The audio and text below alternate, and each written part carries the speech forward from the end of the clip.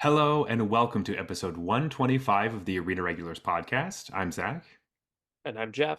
and we're your source for drunken Magic the Gathering arena content. That's right, just a couple of regular dudes drinking some irregular beers and talking about Magic the Gathering, in particular, the online client MTG Arena. Yes, and actually, we have a lot of exciting things to talk about because there is a lot going on in Magic right now. There's a big announcement at Gen Con this last weekend, so we know what's happening the next year in Magic, as well as another year and a little bit of another year, which is the most we've ever known about Magic ever. So, very exciting. I remember Uh, being blown away when they started doing here's what we're doing the next year. And I yeah, was like, oh, that's cool. I like that.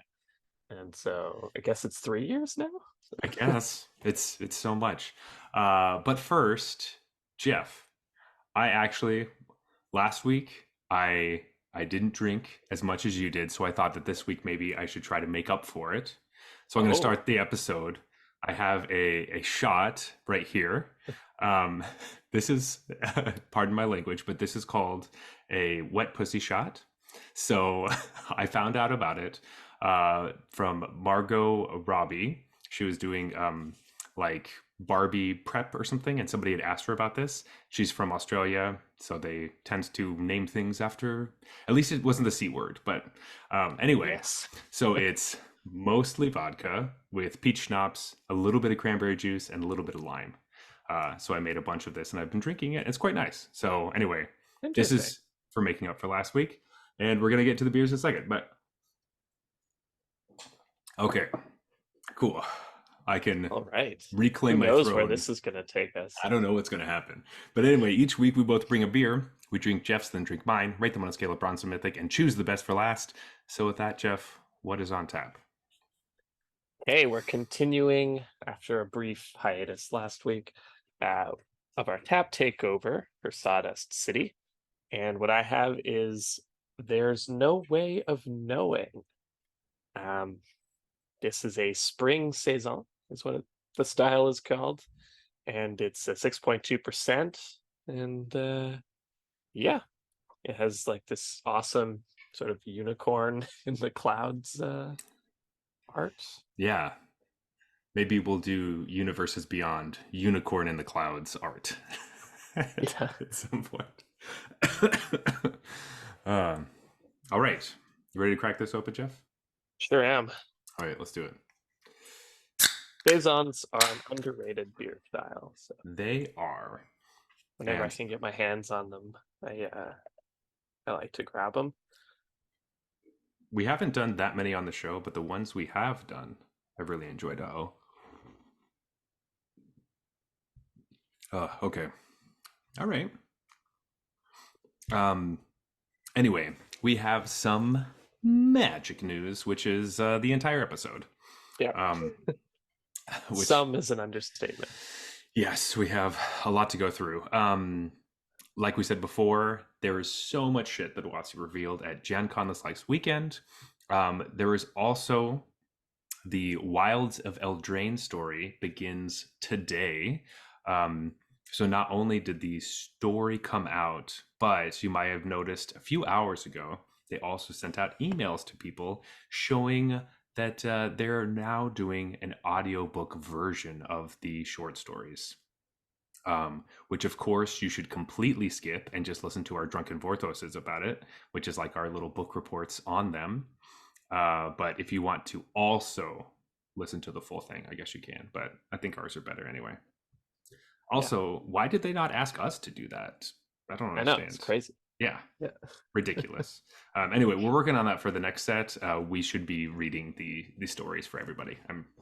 I'm sure that's what Watson wants. yeah. Anyway, there was a banned and restricted announcement. Jeff, big news. It's the one ban of the year. We've been talking about this for 3 months. We knew it wasn't probably going to deal with standard, but we know Pioneer, Modern, Legacy, all that stuff. All on They're the going to table. shake everything up. This is the one time they can ban things. And what did they do? Nothing.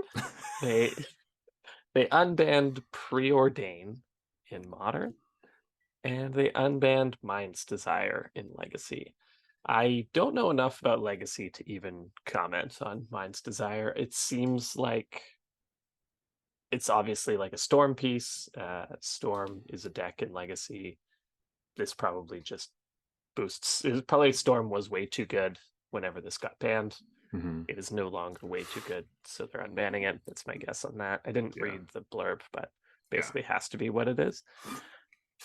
Now, preordain in Modern. I also didn't read why this happened, but this is strange because there are a lot of cards that people really, really want Mm-hmm. unbanned in Modern. Yeah. I don't think this is one of them. This is just one of a million like blue do nothings. It just happens to be, well, now the best one in Modern. Um, I don't know, were people clamoring for this? I mean, they must have certain decks in mind, but like this is so lame. Like, Yeah. unbanning a blue card that just fills up slots in your deck. Like, we call them cantrips. This card doesn't do anything. It just increases the consistency of your deck and lowers the card count. And I've, talked probably ad nauseum about But how these types of cards are ridiculous and yeah. like banning them is totally fine in my book. So unbanning them is just odd to me.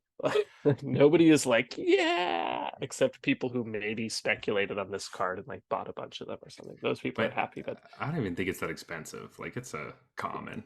yeah, Um, I don't think anyone was very happy with this. So it seems weird. it's weird. It's Yeah. weird to announce, like for the first time, hey, we're gonna do this once a year banning thing, and then it's kind of Right? just nothing. Very strange. Though I was surprised at the amount of people who were upset there were no standard bans when they had told us there would not be any standard bans. Um, Right. there's a lot of things, and with this announcement as well, people don't trust everything people say online because they have some of the details wonky, and they're mad about things that don't actually exist.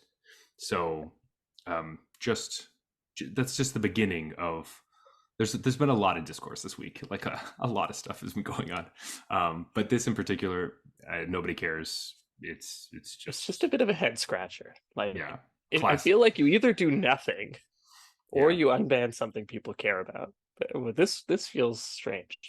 super Maybe they just strange. thought like, you know what? People are just clamoring for an unbanning. The card doesn't even matter. It's Yeah, just they exactly. want us to unban something. So there you go. So At least they're moving in the right direction because the cards from Modern Horizons are so busted and modern that like you might as well like open the gates for the ones that used to be busted and see what comes out on top. Be kind of that would have interesting. been fun if they just like, you know what? Let's throw it all back in Hmm. and rebuild the ban list. Yeah, basically, I think that would be Um, really interesting. But but anyway, you know what? They're probably just thinking like, yeah, the Modern Horizons cards are good, but like 2024, they're all just going to become obsolete anyways. So yeah, which we'll get to in a moment. Also, this weekend is the Explorer qualifier, August 12th and 13th. So good luck and have fun in that event. I hope you make it to the Arena Championship. yeah, Uh, that'd be cool. super cool. If you do, let us know. We'll ship you an Arena Regulars T-shirt so we could get some airtime. Yeah, we will manufacture T-shirts just for you. Yeah, just for you. Um, yeah, actually, no, we will, and we'll give you a mug as well. And you Yeah, have to drink for something that. our star player. Yes, you'll be sponsored by the arena. We should be sponsoring somebody. I think. Yeah, we're definitely. Anyway, Yeah. let's get back on track. So, things we haven't talked about, which have already been announced, but we should talk about them because there are things coming up in the future. Uh, the Wilds of Eldraine is coming out in September, Mhm. and we briefly touched on it last week. I have some of the cards up here. I'm not super interested in going in depth about any of the cards, really, besides the fact that I am excited mostly for off-color adventures. Seems really cool, and what a great design space. And the most obvious bump up for them is just Yes, I think that was worth talking about. Is um, we don't even really, like you said, have to get into the card, but they have a blue or a black creature that has a blue adventure was Hmm. spoiled. So this kind of hints that this is what they're gonna do. Previously, adventure creatures always had the same color identity Hmm. as the adventure, and so this is kind of like Zach, like you were saying, this is the obvious other thing to do, and I think it's way more interesting So much more because, interesting. like, it's just, do you splash the color? You know, if you wanted to play this in a black white deck, would you splash blue so that you can cast the adventure side of it? Do you not bother with that? Like, what's the payoff versus Hmm. the cost on things like that? Whereas before it was always just, and they were very like, uh, 1-2 designs before. Where it's like Hmm. you always the same deck always wanted both effects, kind of thing. This seems like it's a little more nuanced, Yeah. which is both like really cool new design space, but also, adventures kind of took over last time as being just the most powerful mechanic. Hmm. This is a way to kind of naturally make it a little less powerful Hmm. because generally you have to be interested in two different colors now in order to want this card, whereas something like Bone Crusher Giant is every single red deck wants it. Hmm. Um, Which is yeah, great. so I think this is awesome. I think that the moving towards one planeswalker per set, we talked about this last week, but I think that is an amazing design. It makes mhm. sense story wise, but also we were having so many planeswalkers that just weren't any good or didn't do anything or just kind of there. And then it's this weird dud in the mythic slot that's supposed to be cool. I think they're also realizing that originally they're like, yeah, like new players really love planeswalkers because they're really cool and you can identify with them. And they're realizing that no, new players always identify with legendary creatures because they can actually do something with it and build their commander deck around it, which is very And they don't really obvious. understand planeswalkers generally. Yeah, they're confusing and strange. Um, so the fact that they're cutting back on those and being like, you know what, we don't need as many of these. Let's not design as many. We don't need to like power through them. And so the ones we'll get will probably be a little bit more niche, which is also awesome. I'm just I'm super happy with this where we're moving. A lot of the things that we're going to talk about, I think I'm super happy with. So I this announcement has made me really excited. Which, to be fair, looking back on our episodes when we talk about exciting things and new things, I'm always pretty pumped. Yeah, But this is me too. It's fun great. to be pumped about new stuff. Yeah. Um, Um, yeah, the other thing I was going to say is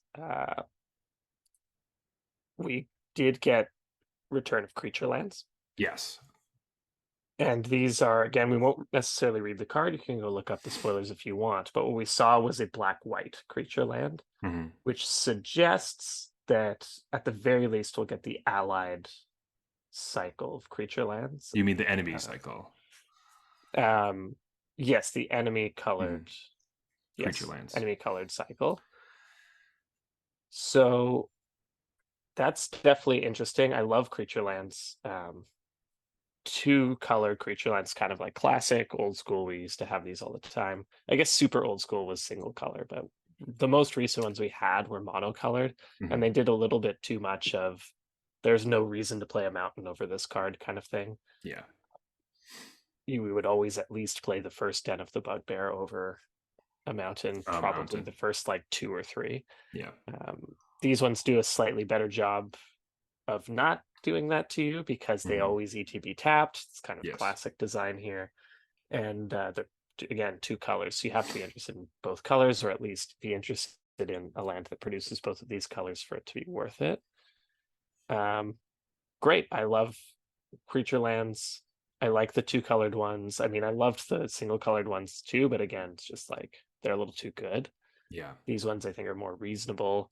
It does do a little bit of the enemy colors are more viable than allied colors. Sure. Is a potential drawback of this, but I think with them going to 3 years, like our mana is just going to be so crazy that you could probably Yeah. play whatever Our makes mana you is going to be feel. so good. We have pain lands. We have like the slow lands. We have the fast lands. We have the tri lands. Like there's the mana is just going to be so much better in standard that I think it's not going to affect us that much. I would like to point out of the two examples we have so far is that the lands that we're getting, the creature lands are enemies, while so far the only example of our adventure creatures are allied. So it would be really interesting if all the adventure colored ones are all allied colors, while the lands are enemy, just to make you have some decisions. Yeah, I was going to bring up that same thing because I think that definitely would be interesting.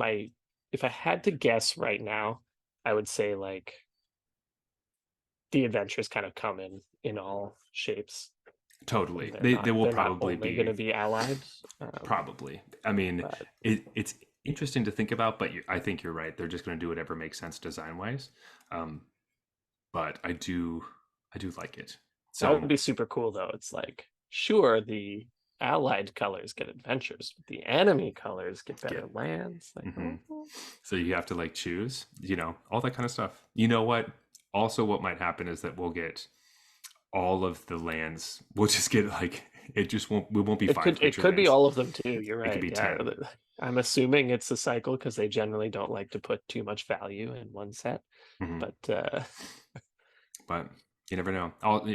Who knows if we'll get the other five in Lost Caverns of Ixalan, which is the right, following set that we'll be getting, which we can also move on to because we do have a lot of things to talk about, and we're going to be yeah, talking for sure. about Wilds of Eldraine for a few months as it's coming out. Um, I did have two rapid fire thoughts on the spoilers love from. it quickly. Okay, so one, they spoiled sleight of hand. Like these guys just think we love mono blue do nothing spells way more Oh, than I think we do, I guess. Like I my will. perception of these cards doesn't seem to line up with Wizards' perception. I love sleight of hand, but that's because I started playing in seventh edition, and they had the new sleight of And hand with the artwork with the woman that for the the longest time I three hand, yeah, yeah. three hands. Yeah, I thought I she had had that three one hands. too. White border, of course. Oh God, white Yeah, I border. used to play that one, yeah. So good. But even then, I was just like, again, I love sleight of hand for the exact same reason you do. Hmm. Like, this is a weird spoiler. It is a weird spoiler. It's like it's a weird card to try to get people excited about because it's a reprint Right. of a common that like is not really going to shake up standard, It's like, but hey, you get like a blue do nothing cantrip. it's a sorcery. Like I don't It's know. like Wizards, we don't care about those. These Stop are previewing so them. Stop unbanning them. Just stop making them.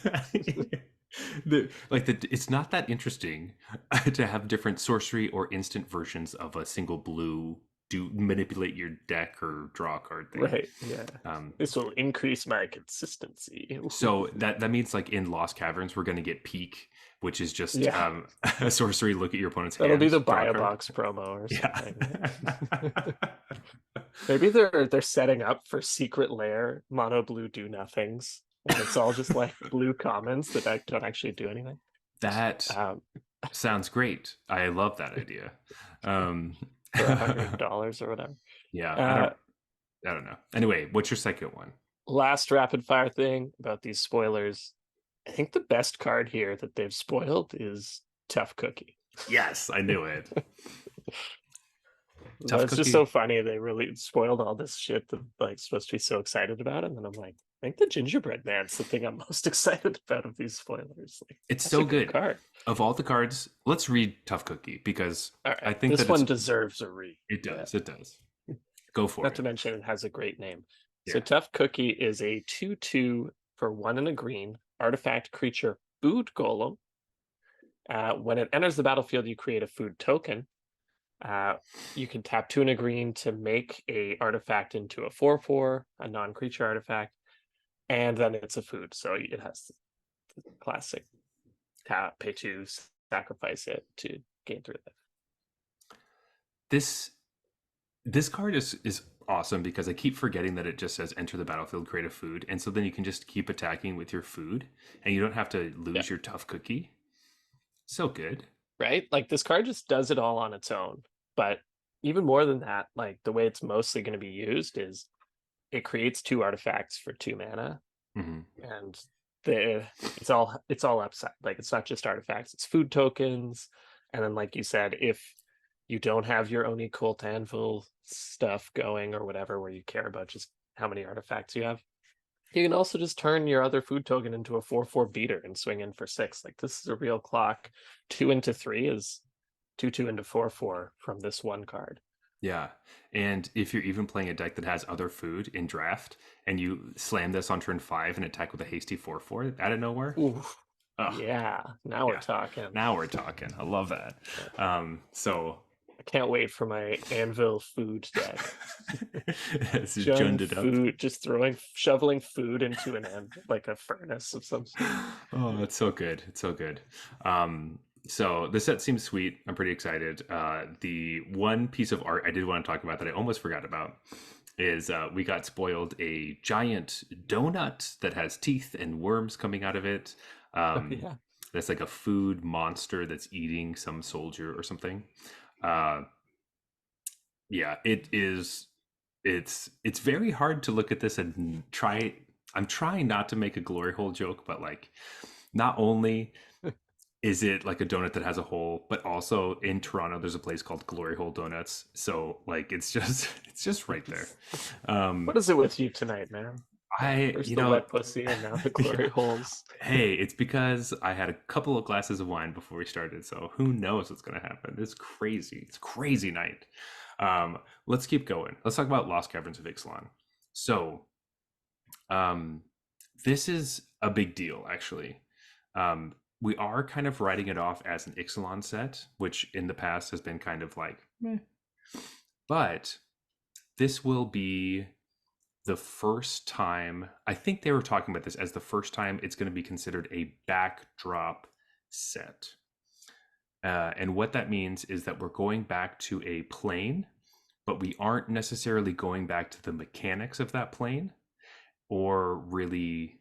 I don't even know if it's considered like the story or anything. It's just like this is another thing happening on that plane that doesn't really have anything to do with all the other stuff we did last time we were here.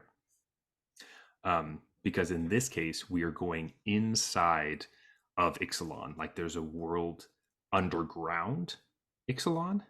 So this is like we're technically on the plane, but we're like in the core, I guess. I don't really understand. Um, but I think this is a fantastic idea, and I can't believe it's taken so long to realize that this is something we should do because it's going to come up over and over again as we talk about these sets that this is a home run slam dunk of an idea. I'm so excited for this. Yeah, this is something that they needed to do a while ago, but better late than never. Mm-hmm. This is something they just needed because basically where we've found ourselves is there are these planes that people love, right? Ravnica. People love Ravnica. Um, then there are these planes that we love that we go to often. Then Yes. there are these planes that we love that we don't go to as often as the people who love them, want us to. Kamigawa got its first revisit just recently, and like people were asking that for years. There's some sets that we'll talk about later that they're actually going to go back to that people have been asking about forever. And the difficulty that Wizards has is twofold. First, like they want to introduce completely new sets, but with all of the people constantly asking for, going back to Dominaria, going back to Ravnica, let's go back to Innistrad, uh, like yeah, all that stuff. Zendikar. Yeah. Um, like it felt like a couple of years there where we got what one like New new place. plane, which was Capenna. I guess Strixhaven maybe, depending on like what exact timeline you're looking at. Yeah. But it felt like for a long time it was just like one new world a year, Mm-hmm. maybe. And the second main issue is like we've done Ravnica 3 times. People are still gonna love it if you just do the same thing. And maybe that's a nice like layup for them, but they're running out of different things to do with the Is It Guild, Yeah. right? Like what is the new mechanic? Um, so this is what they needed. Basically, it's on the plane that you love. All that flavor is gonna be there, but the set will be different. So this is still Ixalan. You will see dinosaurs, merfolk, and vampires. That's going to happen, but it's not like a tribal set in the same way. We don't. Every time we go to Ixalan, it doesn't have to be. There are these 3 tribes. and they're all vying for power. I can't believe you And forgot about pirates. That's so rude. There's 4 tribes. all right, and pirates. Yeah, there So you go. it's been so long since I've been to Ixalan that Yeah, yeah, yeah. clamoring for a return. Um, But yeah, I yeah, think that it's twofold. So it's mechanically we don't have to go back and do the same mechanics, but also story wise, we don't have to go back to we are on this plane and this plane is going to end in some way because something wants to destroy it or is stopping things from happening or something mysterious is happening or there's an evil that's coming to suck the power or whatever. They can be much smaller stories that have to just be about like exploring a new place that doesn't have to be about the plane is in danger or something like that. Like we can just go and we can bring the stakes down. You know, after having the whole Bolas arc and like that Eldrazi where we did everything with like the Phyrexians, we need to be able to go back to places and just be there on vacation almost. You know what I mean? Like we I just think need they to were saying that during the Phyrexian arc. Is like, I wish there was one set in here where there's just like a planeswalker who didn't get the memo, and they were just yeah. chilling on some Yeah, in world. some world. It's just like Yeah. it's not. There's no Phyrexian invading it. People aren't there for some agenda. It's just like, hey, I'm on beach land because Yeah. I'm chilling. Like I haven't heard from Jason in a while. Exactly. Like it's always we're always doing things like, oh, let's go back in time so we can learn something from Urza so that we can figure out how to destroy the Phyrexians, which it doesn't work, and then we end up doing it a different way. Like, how about we just like and that's what Eldraine was originally, because it was every time they finish a huge arc, now they just go back to Eldraine, which is whatever.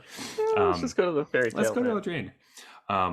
But having sets that like don't have to do with very much, and also it's like when we went to Innistrad and like it was all about like there's too much night and something bad's going to happen because like the werewolves are going to be werewolves forever or like the vampires are taking over. It could also just be like, no, actually the plane is not in danger. We're just here for a wedding. Like, can that just be? Can we just have that? Like, it doesn't have to Yeah, be so earth shattering.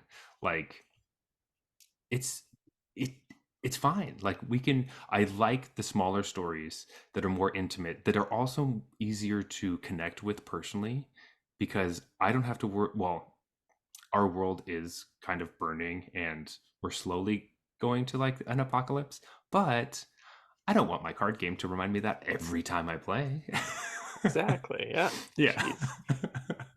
It's it's called escaping reality, guys. That's why we Exactly. play fantasy games. God. So I'm hoping that when we go to the Lost Caverns of Ixalan, it's just going to be we're hanging out inside. We have some really cool like Aztec inspired angels, which is really sweet. Hmm. Um, we have some other stuff that's going on, as well as a tie-in with Jurassic Park.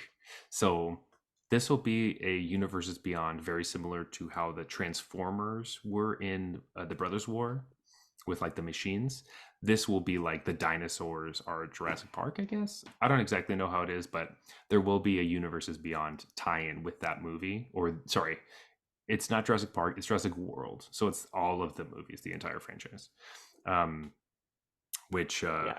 makes it a bit worse because obviously the first one's good and the rest of them kind of suck. But um, that's true with most franchises. But anyway, Now, my question about this is like, I haven't seen Jurassic Park since I was a kid, oh, and it's worth I going haven't back. seen any of the Jurassic Worlds or any of the subsequent, like, new stuff. I haven't seen any Really? of the new stuff. Have you? Did you see Jurassic World like the second movie? Or I guess it's Jurassic Park 2, but it's called Jurassic World or something. I'm legitimately not sure. Oh, it's Was called that Did Lost that come out World. in the 90s or Yeah, something? it's Jurassic Park Lost World is what it's called. There's a chance then. There's a chance I would Okay. have seen that one. But my recollection is like these dinosaurs aren't named, or there's not Godzilla, the T-Rex That's kind of I mean, thing. it's true. Um I mean, there's a joke running around that the T-Rex from Jurassic Park is just going to be Colossal Dreadmaw, but like with the T Rex, like from Jurassic Right. Park art, which I think is perfect because it is the quintessential dinosaur.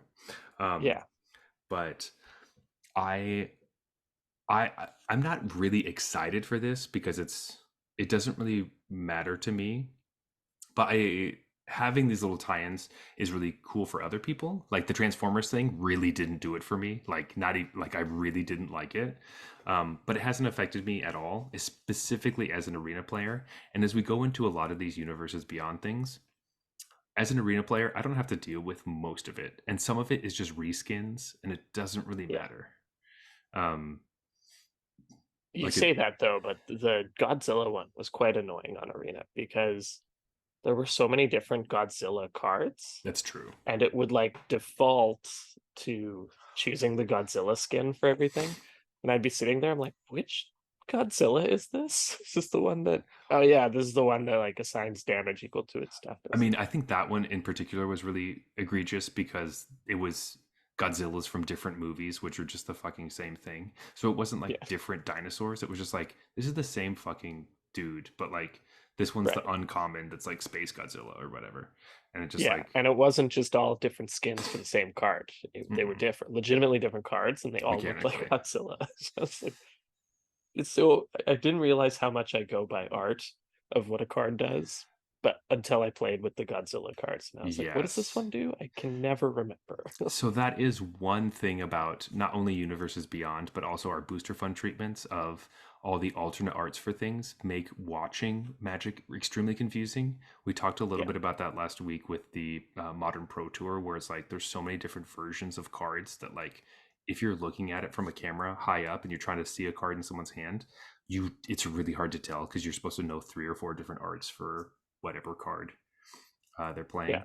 I've heard like casters complain about this as well, because like, I don't know if you remember this, but there were these like Comic Con, or I think they were Comic Con versions of, I think it was the Flip Planeswalkers, Oh, I think and so. they Yeah. were all like pitch black Yes. Yeah. Yeah. with Yeah. some, You can't. You maybe see, some, I don't even know how you're supposed to they're read them like in real life. I shiny haven't or seen it something. in real life, but Yeah.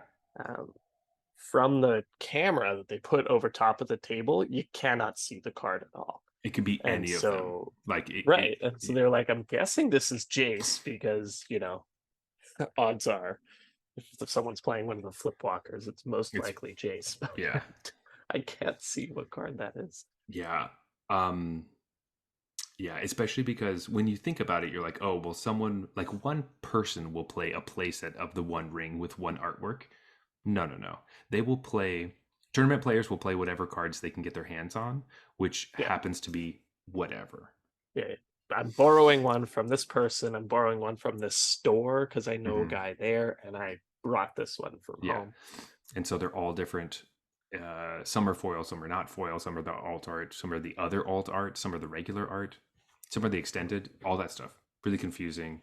Um, that is one thing that we are not moving farther away from. We're moving much closer to, and it's going to be more of a thing. This is the world we live in now. Um, I think in so arena events for casting, I get they want to show that stuff off and they yeah, want player individuality. They need to turn that off for the casters or whatever. So whatever the Twitch stream is showing has always the default. If yeah, players want to play with whatever they have, especially their own language and stuff, for sure. that's fine. But for the Twitch stream, it should be, if the stream is in English, it should Hmm. be English, and it should be just the base card.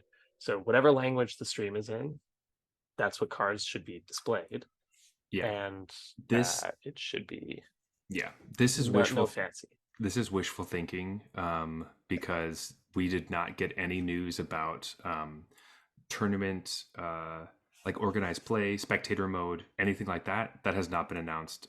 Spoiler alert: that's not happening. Yeah, I mean, if this would require spectator mode Yeah, anyways, like the current system of restreaming somebody's yeah, screen obviously can't do that. So it can't. So anyway, that is the downer about this. But it is a good time to move on to a set that is coming to Arena and something that is exciting about it. And we're getting it. This is the first time this has happened. Like we haven't actually had this actually happen before, which is we are getting before the end of the year, Khans of Tarkir will be fully on Arena, besides the Fetch lands, probably. Um, so this is not as a remastered set. This is the set Khans of Tarkir. So rejoice, draft players who want to draft Khans. That's going to be a Oh, thing. this was a great draft format. I have Triple cons. I've only drafted triple cons once, and I did very poorly. So I'm very excited to redeem myself and get past that 1 and 2 that I had. Um, but this is awesome. This is so cool, and Yeah, it's also the beginning of like we will no longer have remastered sets coming to us on Arena. Like Shadows over Innistrad Remastered was the last one they had like kind of worked on, and they told us flat out we're not doing more of those. Um, However, they will be working towards Tournament Pioneer by the end of 2024. So this is one of the big jumps to that, as well as something else we'll talk about in that year. But this is great. I'm gonna I'm gonna draft this a lot. I'm sure. This is awesome. yeah. Um, loved this set. Loved this draft format. I guess presumably, the big question mark about this set is somewhat famous for having fetch lands in it. Mhm. Fetch lands don't really have a place on Arena. I mean, I They guess have for maybe, historic.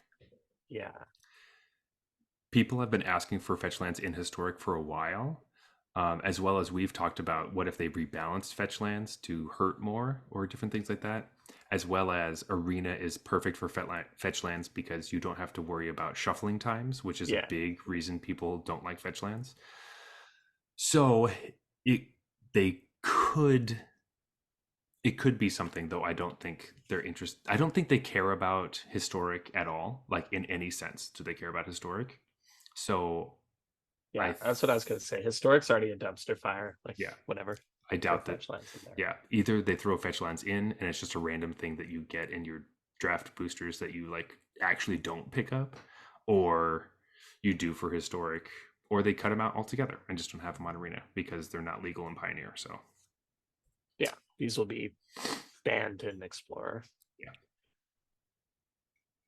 so um, that's sweet. We are also arena specific things. I kind of put this together, but they're going to improve the duplicate protection system, which means they hear us that we don't want 13 copies of Duress, and they will be doing something about that. I don't know when that's going to happen, but thank fucking God. Holy shit. Has it been like, this has just been ridiculous that it's taken this long to be like, I don't need, I don't want to have to get this stupid card anymore. It just, It's so funny that they use Duress though. Like I don't give a shit about how many copies of Duress I own in my collection. The stuff that was annoying was like I remember specifically Woe Strider. I had 4 Woe Strider from the set oh, that Woe sure. Strider is actually from, which is Theros Beyond Yeah. Death, and then 4 or like a Woe Strider or 2 that I opened in Jumpstart or something. Mm-hmm. And I was like, that's not fair because that's a rare. Like, I don't care about Duress. I'll have 48 copies of Duress. Who cares? But when it's a rare, it's a little more annoying because if duplicate protection worked the way it really should, Yeah. it wasn't even new art on that one. It Mm-hmm. was exact same art. I should never open that card, Mm-hmm. basically. Um, And the other big thing is if you ever import a list and it is like, oh, this list is using this version of this card. You don't have any copies of that, so you have to yeah. pay for Do it. you want to craft all? And you're like, wait, stop. Look at your cards. Be like, no, I actually want the 4 copies I have from another artwork. This is ridiculous that Yeah. you're even asking me this question, and it's very predatory. I don't like that. So hopefully this will change. I think the reason they say Duress is because it's a joke, because Duress is in so many different sets that it's like collect more copies of Duress. This was a bigger deal before they collapsed the arts, so it only takes up one That's what I was gonna spot. say. Yeah, Now that it's just one thing and I choose the version I want, who cares? I have so many common wild cards. yeah, it's true. But anyway, just happy to see that they're at least doing something on Arena, and they want to, as well as this is the biggest thing for for me. Like the fact that it's taken them this long to do this, then they should have done this the first time Eldraine came out, and I just don't understand why. They will start to implement rewards for going to your local game store to play in FNMs, and you will get experience on your mastery pass in arena because your arena count also means you as a person. So it's incentivizing you to go to your local game store, buy/play cards there, and then also get rewarded on arena for playing Magic in paper. I've been wanting them to do something to bring the paper and digital players together, and this is perfect. Like it needs to be a little bit more than mastery, honestly. Like mastery is like whatever, and like getting your quests, like that's not going to happen in paper. But giving you promos or cards or like wild cards, you go play your FNM and you get like a rare wild card. Nice. Like just little things like that would be a great way to bring it together. Yeah, so I remember when I don't actually remember what age I was, but I don't know, hovering around 10 years old. Could be less, could be more. And I remember going to a local game store and maybe I was that age or slightly older because I was playing Magic at this point. I mean, my parents brought me or whatever. I got a Magic pack for whatever reason. And I saw Magic Online, like a box for it that they were selling. And it was like, oh, a computer game where you can play Magic online. I was like, oh, that's so cool. And I was talking to the store owner or Mm-hmm. staff member about it, and I was like, oh, so how does it work? Is there like a little code on every card? And so I punched my code from the physical copy of the card in, and that's how it knows I own that card. And like keep Mm-hmm. then I have that in my online account. He was like, Yeah. no, doesn't do that. You have to buy cards that are only in your online account. And I was like, wait, so I have my cards that I have at home, and then I have cards that I have in this game, and I can't play with them Mm-hmm. or whatever. He's like, no. And I was like, why would I do that? And then so basically, since I was like 10 years old, I've wanted, which is a very simple system. You just put a fucking code on every Mm-hmm. card that's computer generated, and I punch it in, and I own that card. Um, this is not that, but basically, I've been wanting Yeah. some sort of interplay between the online economy and the IRL economy forever, and I just assumed that would naturally be part of an online card game. That of course it would connect with Mm-hmm. the actual like progress I've made in the real card game, and vice versa. Yeah. And so the fact that it's 2023 now, and we're getting like the first vestiges of And that. it's just the bare minimum. And this is just, and when you try to tell me that this isn't possible, you're wrong because the Pokemon trading card game does this. When you buy their starter decks and stuff, you get a code to play that starter deck online. It's the same thing, but you get Mhm. to practice. You get to learn how to play the cards that you just bought on a computer, which is the best way to learn how to play a game because it's really hard to find people to teach you because your parents don't know how to play, you don't have friends that know how to play, and there's nothing to tell you when you did something wrong. A computer's perfect for that. So Yeah. this is definitely not that. This is the smallest, teeniest step towards integrating, but at least they think that that's something that's important because it's very important to me. So Mhm. I'm happy to see that. Oh, Jeff, we are not even into 2024 yet. This episode's going to be so fucking long. Okay. Well, okay, so it tends to 2024, I guess, is the big one, and then 2025 and And then it 2026 goes are down.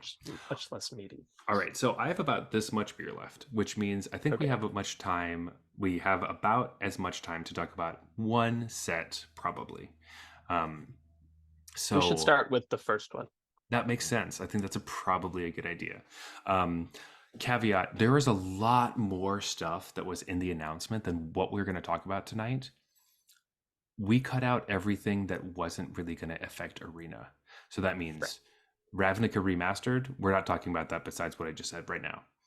A lot of the universes beyond stuff don't affect Arena, so we're not going to talk about them. I know there's a lot of controversy over that. It doesn't really matter. If you're upset by universes beyond paper products, play Arena and you won't really have to deal with it as much. There So you that's go. that's a great way to do that. Um, So let's I'm get into curious the what the controversy was. I just thought it was kind of lame more than anything. But I know people hate Universes Beyond, and some people it's love it. So. it's controversy with that, and anyone who tries to defend it in any sort of way be like, you don't have to buy it. People get mad at them for making that argument.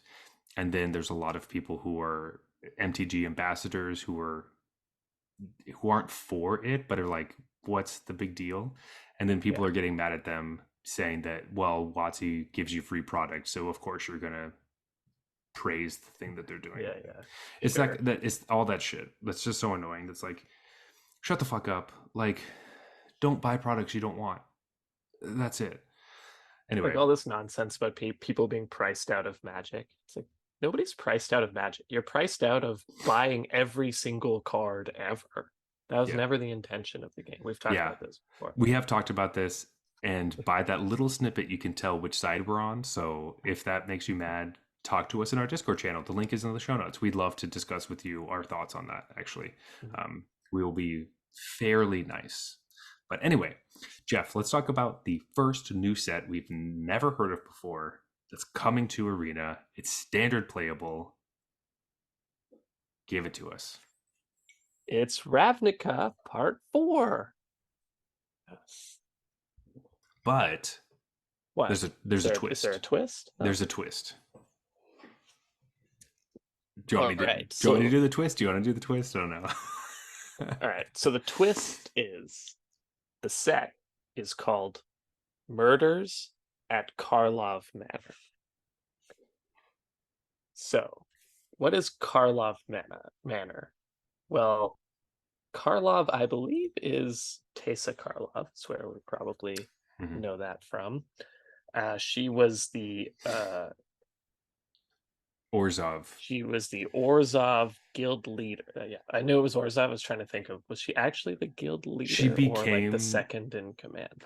she became the guild leader after the ghosts. After she did she kill Oh, the right. So there's Obzadath, and then like Kaya killed them or something, Yeah, and then probably. she became the leader.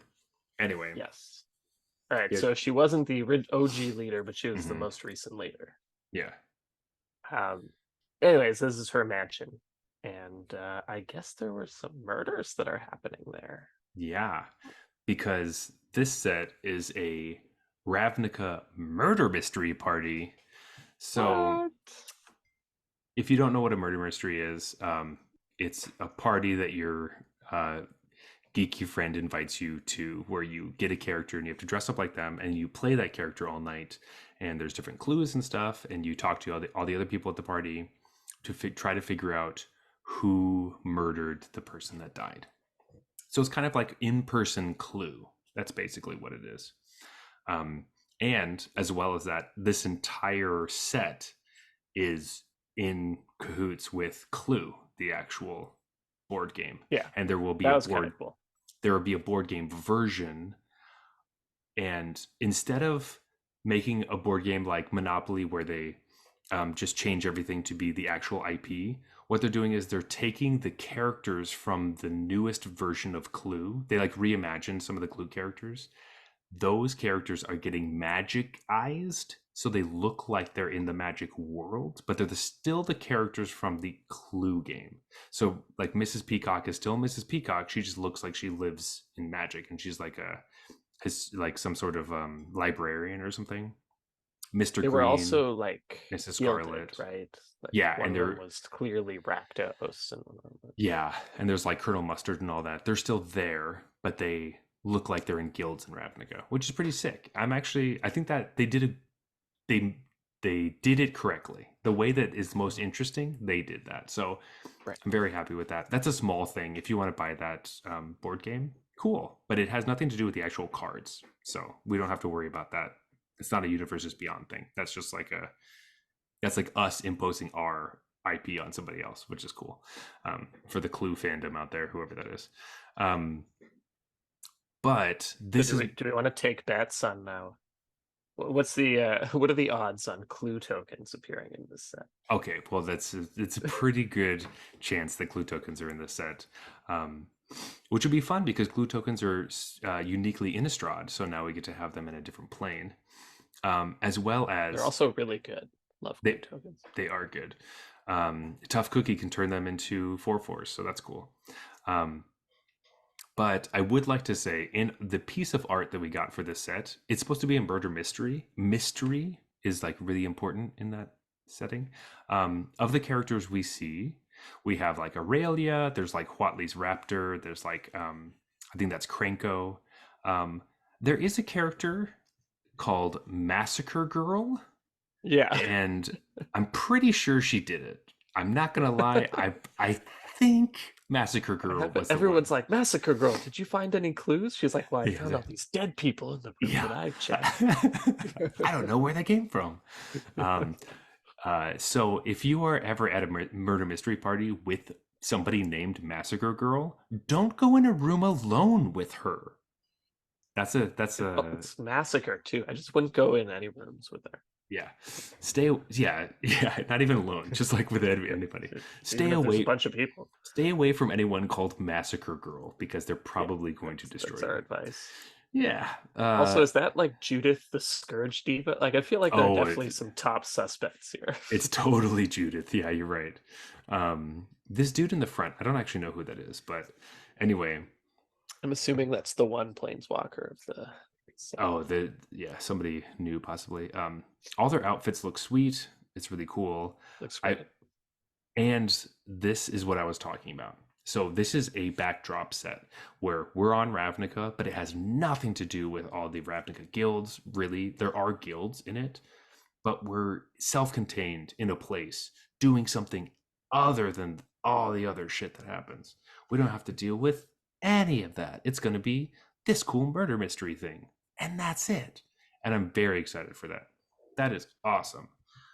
What a good idea. I'm I'm in I'm really excited to see this. Yeah. I want to know how they execute on this because like my initial thought is like, how are they gonna do this? So that's gonna be lame.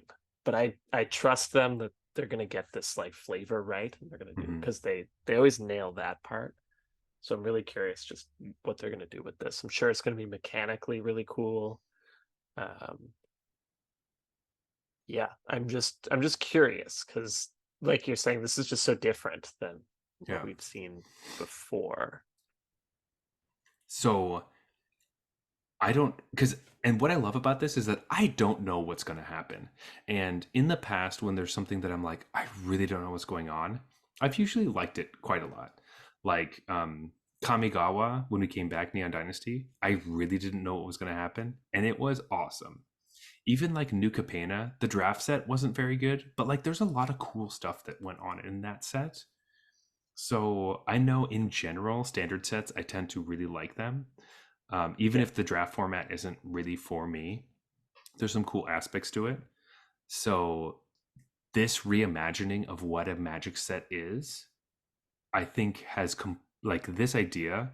It starts with Lost Caverns, but this idea has really revolutionized magic as a game and what we're going into. And I think it's exactly what I needed as someone who's been so frustrated with like the magic story, where I'm just Yeah. tired. I'm just so tired of like apocalypse stories. Like, let's just. It's just been like two in a row with very little downtime. Uh, There's always got to be some overarching apocalypse. And. and like when you have a villain who's doing that, Mhm. right? You have some apocalypse story. You want the stakes to be high. I get that. The villain always feels a bit. I think I read this somewhere, and this is always just stuck with me. But someone Mhm. called the villain in something like mustache twirly because it's Mm. just like he's just evil for the sake of being evil and has no real like deeper motivation Yeah. and is like he's like that kind of guy. And like Elish Norn and Nicol Bolas, they tried to not make them just that a little bit, but They, mostly they were just that. And I it's think like, they did a better job with Elishnorn until the end. Then the end, it you're was right. very It much all like. just fell apart at the end because then, But it's also very difficult to write for things that aren't human, or don't have human feelings, which are right. both of those characters. So, like, let's just have human stories. or at least human emotional stories, and that are Mhm. small that we can deal with. Um, and I'm really interested to see if there's a character in this murder mystery party who really doesn't want to be part of the murder mystery, because that's every murder mystery party I've ever been to. There's at least one person that's like, I'm not really into this. I'm just kind of doing Yeah. it because I got invited. Like, I don't. I I'm think just this is here because I kind of want to sleep with that person, and yeah. they really like this. So like, I'll give it my best shot. Um, obviously, I don't know if this is like. I don't think I added the party part to it. It is a murder mystery, but like I don't know. It's cool. The And only one I've been to was a murder mystery dinner, so it wasn't okay, necessarily like we went to a dinner and there was acting between all the scenes, and then this you had to, I think, write down on a sheet like what you thought the answers to a few key questions were and stuff, gotcha. and then they. It those are the kind of things that like as an actor I don't like doing because it doesn't feel like real acting to me and it's not fun. I think Hmm. it always feels silly, and I know actors that are really into that stuff, but they're more how should I say, like Disney adults. So like I'm not I'm not it's the things that I like about acting are not those improv things that are like I'm going to play this weird character and but I don't need to get into the depths of why I don't like going to murder mystery parties, but I don't, and it's something that people are surprised by. So I, anytime I can, just try to make sure it's very obvious. I don't want to go to your murder mystery thing just because I'm an actor. Please don't make me go do that thing. It's going to be very embarrassing for me and you and everybody. I just don't want to. Um, Well, I had fun as a spectator in this thing. oh, so you weren't a participant? Yeah, exactly. So everyone had like their tables and Okay. dinner, and then between each course, there would be another like act, and the actors would come out and do Oh, a. that's dinner theater. So that's Yeah, like it was a murder mystery dinner dinner theater theater. Okay. thing. That Yeah. would I would be more on board with that. If I was a performer in that, I would do that. Hmm. What I And mean, then like while you're eating, some of them would just walk around and talk yeah. to you, and you could ask them questions and stuff. Yeah. That I would be much more on board with that. Where you're like you're a server but you're also an actor in this play. What I meant is like being invited to a thing where all of your friends who are not actors are pretending to be different characters, and then you have to ask them questions and everyone is trying out being a murder mystery actor for the first time Oh yeah. together. That's what I mean. Yeah, And that it's sounds. you go to someone's house and it's just like the host who's really into it and then like the 10 people they roped in to do this thing and you're all like, hey. I Yeah. want to you're my friend and I want to talk to you about your life, but I'm not allowed to because we're doing this murder mystery thing. So where were you at 9:30 tonight? So I can write it down on my piece of paper. That's what I Right. mean. Yeah. Yeah, if it's a performance I would love to go. That sounds like a lot of fun. um Yeah, exactly. And that's why, and then you had to try to answer all these questions at yeah, the end. that's cool, and you try to see if you're right and stuff. Yeah, it's like going to Clue, I which is nailed it, also by the a play. way. Of course you did. Classic. I would have like expected that of you. If you didn't nail it I'd be like, who is my podcast host? Like, I don't Yeah. know what's How going on. drunk were you? Yeah. Or did you have a beer that day? Because I know you work a lot better when you have beers in you. Yeah, yeah. Did you not drink enough? Because you would have figured it out. Anyway, I think this is a good time to take a beer break because you just finished your beer. I'm about to finish mine, and we have the most exciting set So coming much up. more to talk about. The most exciting set is right after the beer break, so don't go anywhere because we'll get right to it. This beer break is brought to you by our patrons over on Patreon. That's right. You're already supporting the show just by being a listener. But if you want to support the show even more, best way to do that is over at our Patreon. Plus, if you head over to our Patreon, you get to vote on which co-host you think is the murderer at our murder mystery by either buying me a beer. Or buying me a beer. So go to patreon.com/reading regulars to vote on who you think the murderer is. Or if you'd rather tell us directly, You can do that on our Discord channel. The link should be down below. It is all right, Jeff. I know we have a beer in front of us, but it is time for me to take another shot. This is my um my Oh, the big thing of wet pussy. Um, I it's oh, I hate that sentence. really my big thing The of big thing of wet pussy. I think it's great. I think it's hilarious. These are also delicious shots. So talk to me in the Discord about it. I'm just putting some lime in it. All right. As they should be. Mm. Okay. Who knew that peach schnapps is delicious?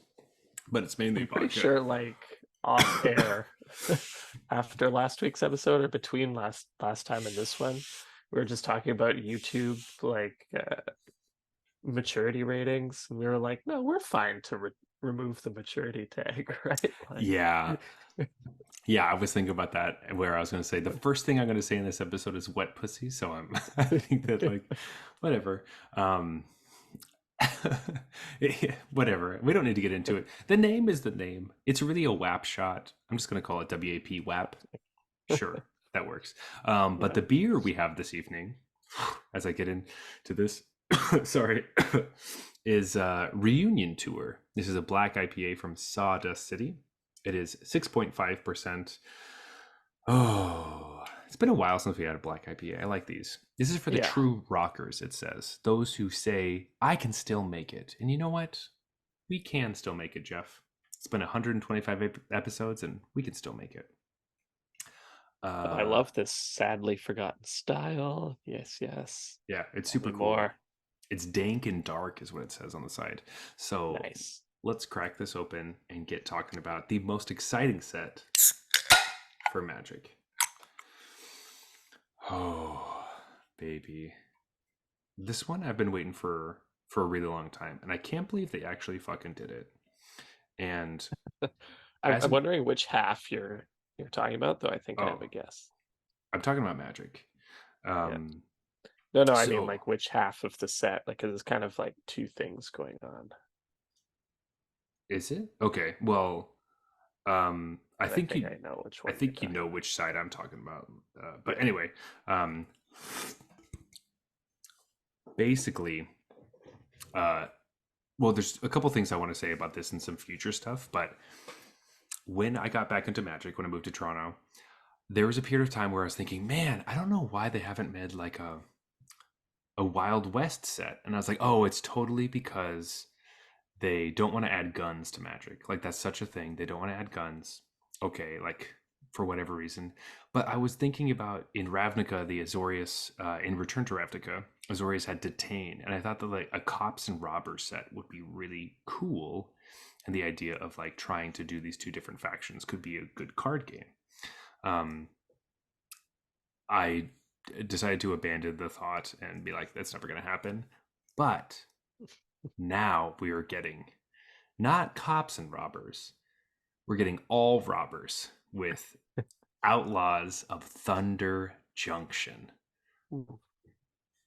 This is pretty cool.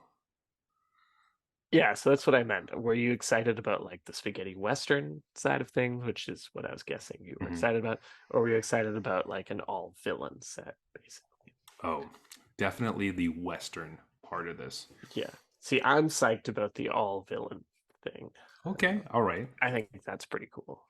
I think Because it's just it's. like always the same paradigm and the same colors always get like sometimes they mix it up where the hero is black and the in the color black Mhm. and the Yeah, nemesis and is is like blue or what or in white or something. But that's done too often, you know, like mhm. sometimes it's just nice. We're like, hey, everybody's evil here, Yeah, you know? and this is the same thing, right? This is another type of backdropy set where I guess I don't know if this is a backdrop set because I don't really know where this is set. Honestly, it's just in some. I don't even know if this is a new plane. This could be a plane we already know about. We don't know a ton about this besides the name and some artwork. So I believe it is a new plane. So the Mm-hmm. idea of this is like what you're talking about, that it's a backdrop but it's a backdrop in a new plane, which Hmm. seeds the plane for the future, which I think is really cool. And they've sort of done this once before. That will come up again Hmm. later. Um, but I think they were starting to design these when they realized the issue they were having with all the planes. Yeah, And then they realized it's not enough. They also need a way to go back to popular planes and not have them be the exact same. absolutely. Uh, but yeah, so this is like a Western themed plane, is my understanding. But because of the omen paths, like the tree opened up pathways so that you don't have to be a planeswalker to travel to a new plane, Hmm. people are actually just traveling the planes now who normally couldn't. And the all the villains realized, hey, like we should get together and have like a sort of bad guy hub that we come Hmm. through every once in a while and we like exchange ideas or probably even black market trades and stuff like that.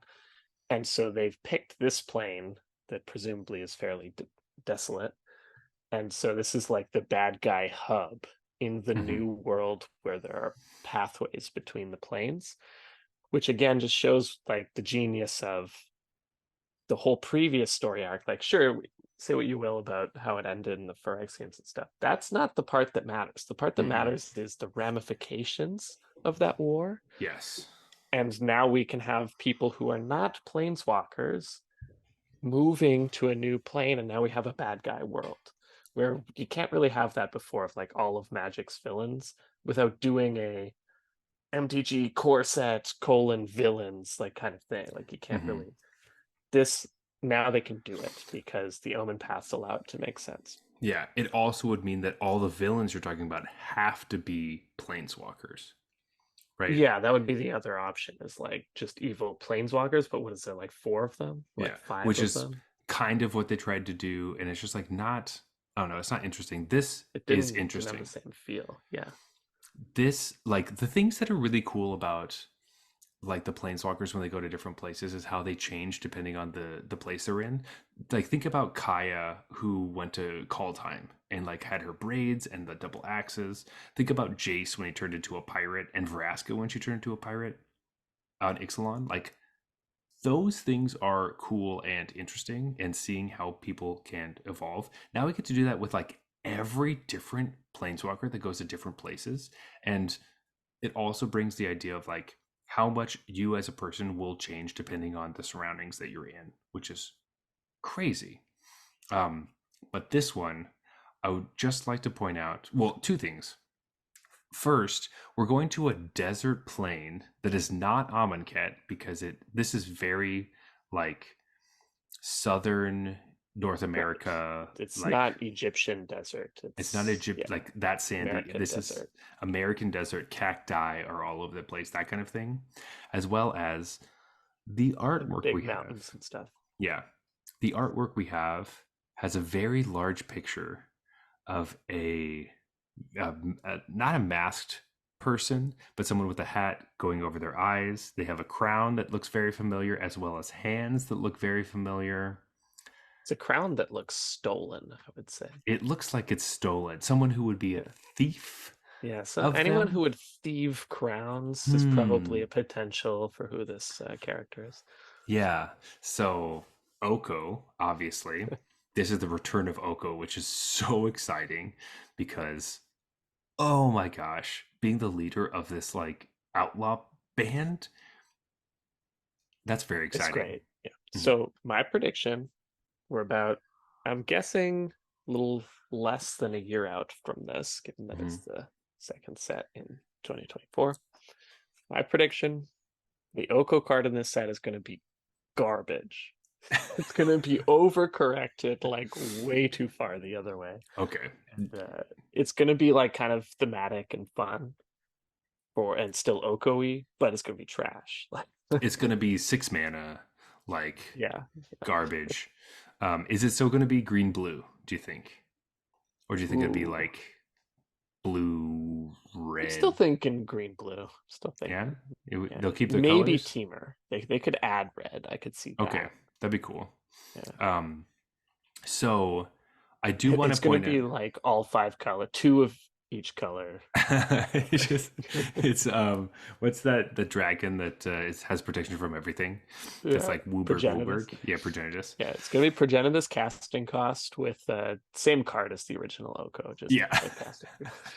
Wait, that would be so funny as a secret layer. um anyway, so the thing I really want to talk about this is the shapes we have in the front.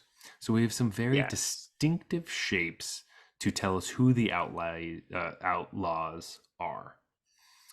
Now, I want to start on the left hand side because this is a character I think that there are two different options people have been kind of workshopping online, and I think you love both of them. Ooh. So, do you Well, have? I know what the one on the far right is. Yeah, well, the far right is very obvious. So, we're All gonna right, get so we'll to start with that far later. left. Yeah, far left. Do you have a guess who a short character would be? Hold on, let me just bring up a larger Picture? version of this. Because there's one of these I can't remember what people have been guessing, but the other ones I have a really good idea of. Now, Okay. two characters you really like. It could be either one. Now, it's probably one of them. The other one has floated by me and I saw it and I thought of you, so I grabbed it and I'm Interesting. holding to it. Interesting. This is a character I know for sure. Two of them you know for sure. You've definitely played their cards before. Oh boy. So, I'm gonna give you the first one. The first one is not what I think the right answer is. Okay. So the first one is this character so and the other thing about this is that this character I'm going to say isn't a villain, so that's why it's Right. probably not this character. So Squee I was gonna as say Squee, but I was literally mhm, my head was Squee's not a villain, yes. so why So would it be Squee? that is one I've heard, but barely. The biggest one, the number one answer for this character is a character you've played before, but barely. Oh, okay. But when we bring up this format, you talk about it every time as your Ooh. character for the format because we never play this format. Oh, the Skull Bones guy. Tiny Bones. Tiny Bones. Yeah, yeah, it could be Tiny Bones. I would love Yeah. that. So It there's a looked like a goblin to me, although it does look mhm, kind of skeletal now that I look yeah. at it. It kind of has like really skinny arms and legs, so it Yeah, almost yeah. My brain jumped to goblin, and I was like, mhm, is it Squee? But Squee's not evil. Did Squee mhm, turn evil? That would make no sense. Why would they do yeah, a villain set and then turn heroes evil? yeah. It So does look like Tiny Bones, doesn't so it? it could be a Tiny Bones, which would be really exciting. Like a one mana Tiny Bones. A one mana Tiny Bones that sacrifices itself to Thoughtseize you.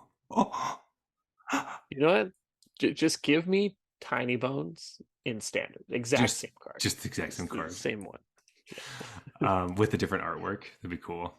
yeah. Um, Just no, just like do a really poor job of photoshopping a cowboy hat on the previous Tiny Bones art.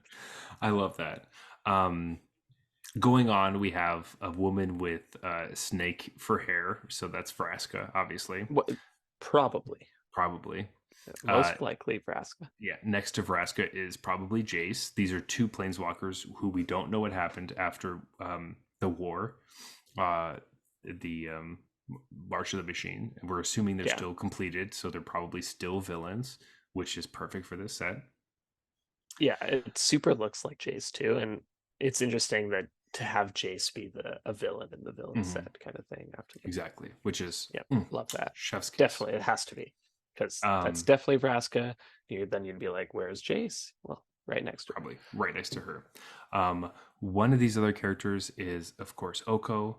One of them, I don't know who it is, and I don't know if anyone's really talked about it on Twitter. I'm sure someone has, but I haven't flagged it. Um, but spoiler alert, the one obviously on the far right we talked about before is probably Rakdos because it's a giant demon with Yeah. a scythe and It's It looks evil. exactly like him. It has the It fire coming yeah, out of the two horn. Like that's it's Rakdos. Rakdos for sure. Yeah. So we basically have one mystery person that like I Aren't there two? Who are the? Did I miss one? Oh, no Oko is not only in the background but also in the yeah. middle. Do you see Oh the yeah, yeah, yeah? yeah. It's Yeah, it's the the same shoulder shoulders. pads. The Right, shoulder right. pads have the feathers. You can tell, but Okay. this other one, I Is don't know that like who a it is. pitchfork that they have there? What are Yeah, they? What's that weapon they got? there's something on their back. I can't really tell what it is, but they have like a long jacket slash dress, maybe. Yeah, Um, much I longer right arm than left arm. Do we know anyone like oh, that? that's true. Unless this left arm is bent, I don't know. No, Um, no, no, it can't be. that's got to be the wait. What's that planeswalker with the longer right arm? I can't remember, but no. So that's the one I don't know what it is, but of all the sets that are coming out, this is the one I'm most hyped for, and I'm so excited. Like, and in typical Wizards fashion, the most exciting and uh, okay, I don't know if it's most exciting, but like the pinnacle, cool, awesome, great set is like the spring set. That's the one right before the summer. This is the one where all the high school and college kids are graduating. This is the set that like culminates everything. This is the set that like finishes storylines, and it's the time of year where they like to put all of the like climax and the exciting big stuff happens at this time. Uh, so I think it's the most exciting set. I don't know if that's just like my own brain, but like I'm stoked This for is where this. like they like to take their shots. The Yeah. second set of the year is always like the um I was talking about how recently we tend to get like one new plane a year. This is when Mhm. they do it. This is when they do it. Yeah. Either they do a new plane. We have Ikoria. We have Strixhaven with the Arcavios. That year is actually not a good example because of Kaldheim right before it. But um, we went back to Dominaria this time. We had War of the Spark at this time. We had March of the Machine at this time. We had New Capenna at this time. That was a Mhm. shot and a miss, but I think this is going to be sweet. I'm so stoked for that. Like of all the things, this is the one I care about the most, and I Yeah, really think this is going to be exciting. So, I think the whole 2024. villain aspect is just so cool. I think the whole Western aspect is so much cooler than the villain aspect. Yeah, I didn't like watch a lot of westerns and stuff. I don't know. I don't either, but like it's always been a thing I've been interested in with magic. Do you know what I mean?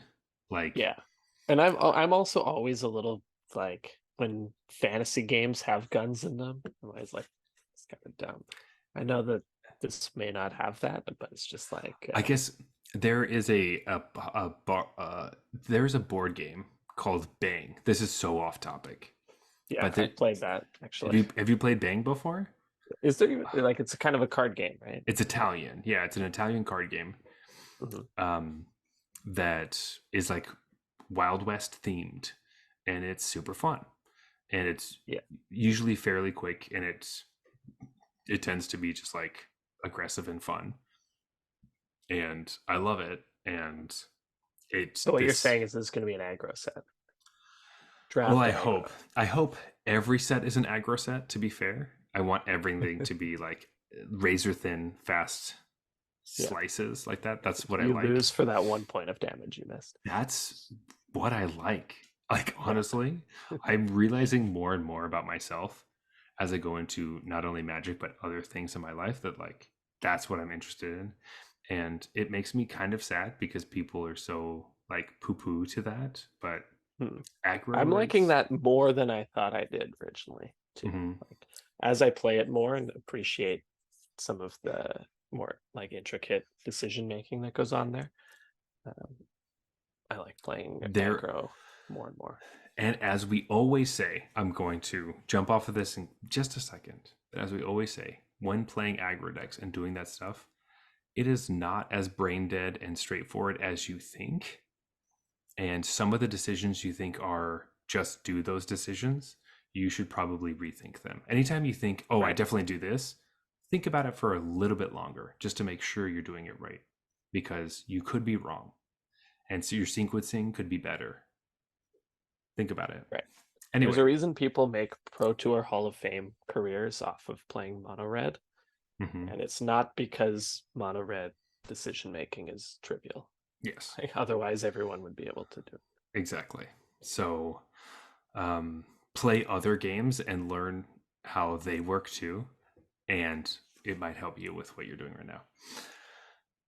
Anyway, Jeff, we have a quick interlude with a set that I'm not super interested in talking about, but it is happening. Okay, before that, I have Yes. one thing that I just came Okay, across with please do. Thunder Junction. So there's another piece of art. Ooh, okay. Um, I'm just on Google Images. I just searched Outlaws to get a bigger picture, Mm-hmm. Outlaws of Thunder Junction. There's another piece of art. It's a close up of this character who is definitely Mm-hmm. our missing character. They Person. have like the two-pronged weapon on the back and the same shoulder pads as the ally. They Oh, look okay. female to me, sort of Yes. riding on this board. They look kind of Tarkirian to me. Okay. Yes. Okay. Is this, do you think this is, because like I've seen this picture. If you've seen this, this is like a turquoise warrior. Mhm, This is like our, um, in the States, we would probably call them like Native American. mhm. And she, as I've seen online, could, yes, you're right, because I do see the pronged forks on their back still as they're holding their other one. So they probably have two of these electric fork scythe things. Yeah, and Um, then the double up shoulder pads are the oh, same you're, too. yeah, you're right, you're right. Oh, it's totally this new person. We don't know who they are. Right. Very cool. Ooh, I'm very excited for this person and this whole thing. It's gonna be sick. It's gonna be sweet. Um, I am also ready for this. I've been looking at this art. That's so funny because I've been looking at this art a lot and showing people and being like, look how fucking cool this set's gonna be. And I can't believe I didn't even put it together that it's the other shadow in the one we were talking about earlier. Anyway, I'm gonna call them the Turquoise Warrior until I know who they are. Um, I like that. they're my new favorite character as it stands at the moment.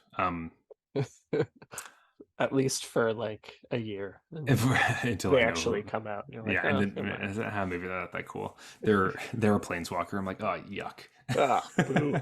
boo, lame. Um, all right, so we are getting in the summer. Modern Horizons 3 is going to come out. It's going to be basically replacing the Lord of the Rings set that we had that just came out. So we will have another stale standard summer like we just had. Ooh. Boo! This fucking sucks. I'm so over it already. Oh, It great. happened. Another set that just flips modern on its head that is for some reason on Arena. Yay. Yeah. So that's the big news. Modern Horizon 3 will be coming to Arena in its entirety, going straight into probably Alchemy and What a Historic. waste of dev time. Such a fucking These cards are going to waste. be so complicated. And it doesn't fucking This matter. takes definitely taking them so long when they could just probably if they didn't do this, they'd have Pioneer If they didn't do for this, they could literally just like the discourse of people saying, "Oh, they can't put in hidden strings because Cipher is too complicated to put into Arena." Fuck you. Get the fucking wrecked. Come on. They're doing all of his like Modern Horizons 3. the Nobody wants this shit. Come on. Get out of the here. big news of Modern Horizons 3 is it's going to be just like previous Modern Horizons, but there'll be double-faced cards in it. So Ugh, it's like you're implementing that. These cards must be so complicated. it's just so stupid. I I'm going to be so mad the day when they start doing this to Pioneer, which they will do. Don't think that they won't do this. They're going to do this to Pioneer. It's just probably going to take like 7 years, but like it's going to happen. Yeah. I don't even think So it's going to take 7. I It's am, just going to take Pioneer numbers to get yeah. get higher. Anyway, this is the sadness of this. It's cool. It's on Arena, sure. You can draft it, cool.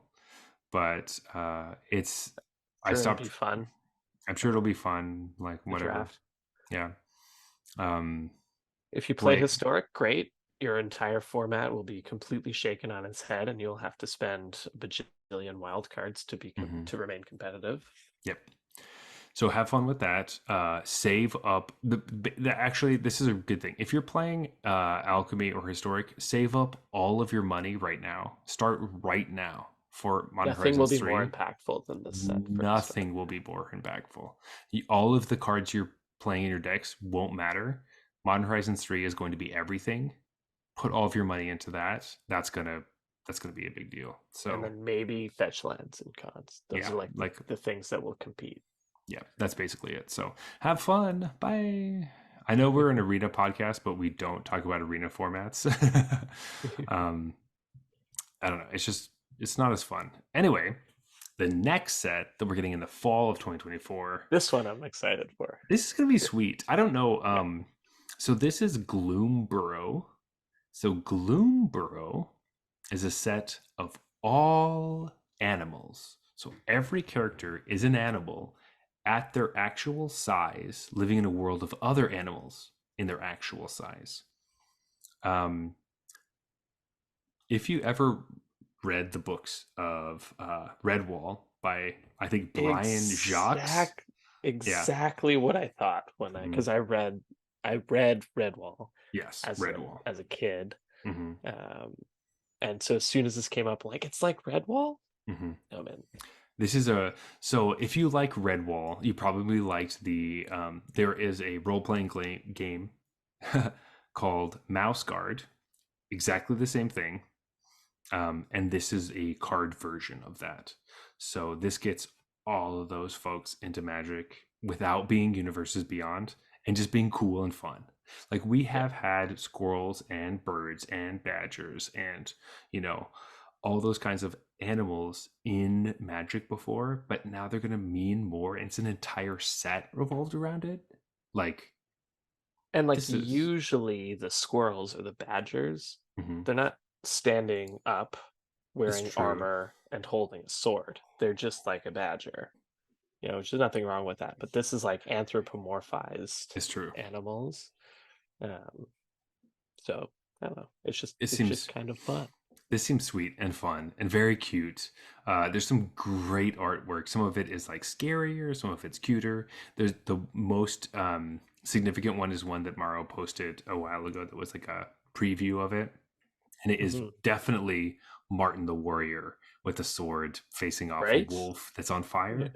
His cape Um, is a leaf. yeah, it's The wolf looks badass as fuck, but I like that this mouse is not standing down. yeah. There's a lightning bug. Like this is Yeah. fucking this is Oh, beauty.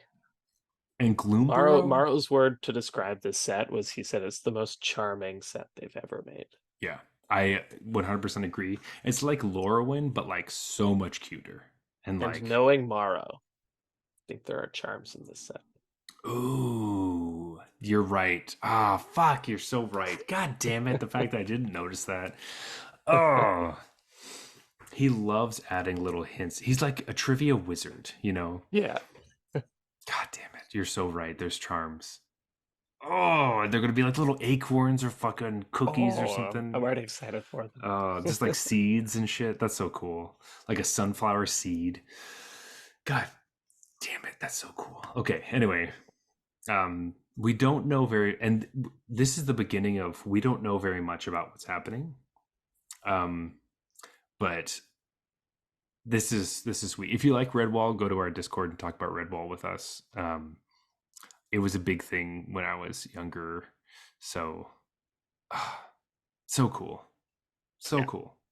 Um, but I am excited for this next set. I'm excited because it's so close to another set that we just talked about that I'm so interested in why they decided to do it now. Um, but this set, Jeff, do you want to explain what the set is? Okay, so this set is called Duskmourn House of Horror. So this is a like top-down horror themed set. Um, is this one on Innistrad? Or is this just It like feels like it's on Innistrad. It's got to be, even though it says Duskmorn. Like I or don't think. actually no, I think this is its Oh, own plane, but the you're whole right. plane is just like a huge ass mansion, basically. I think you're right. I think you're right.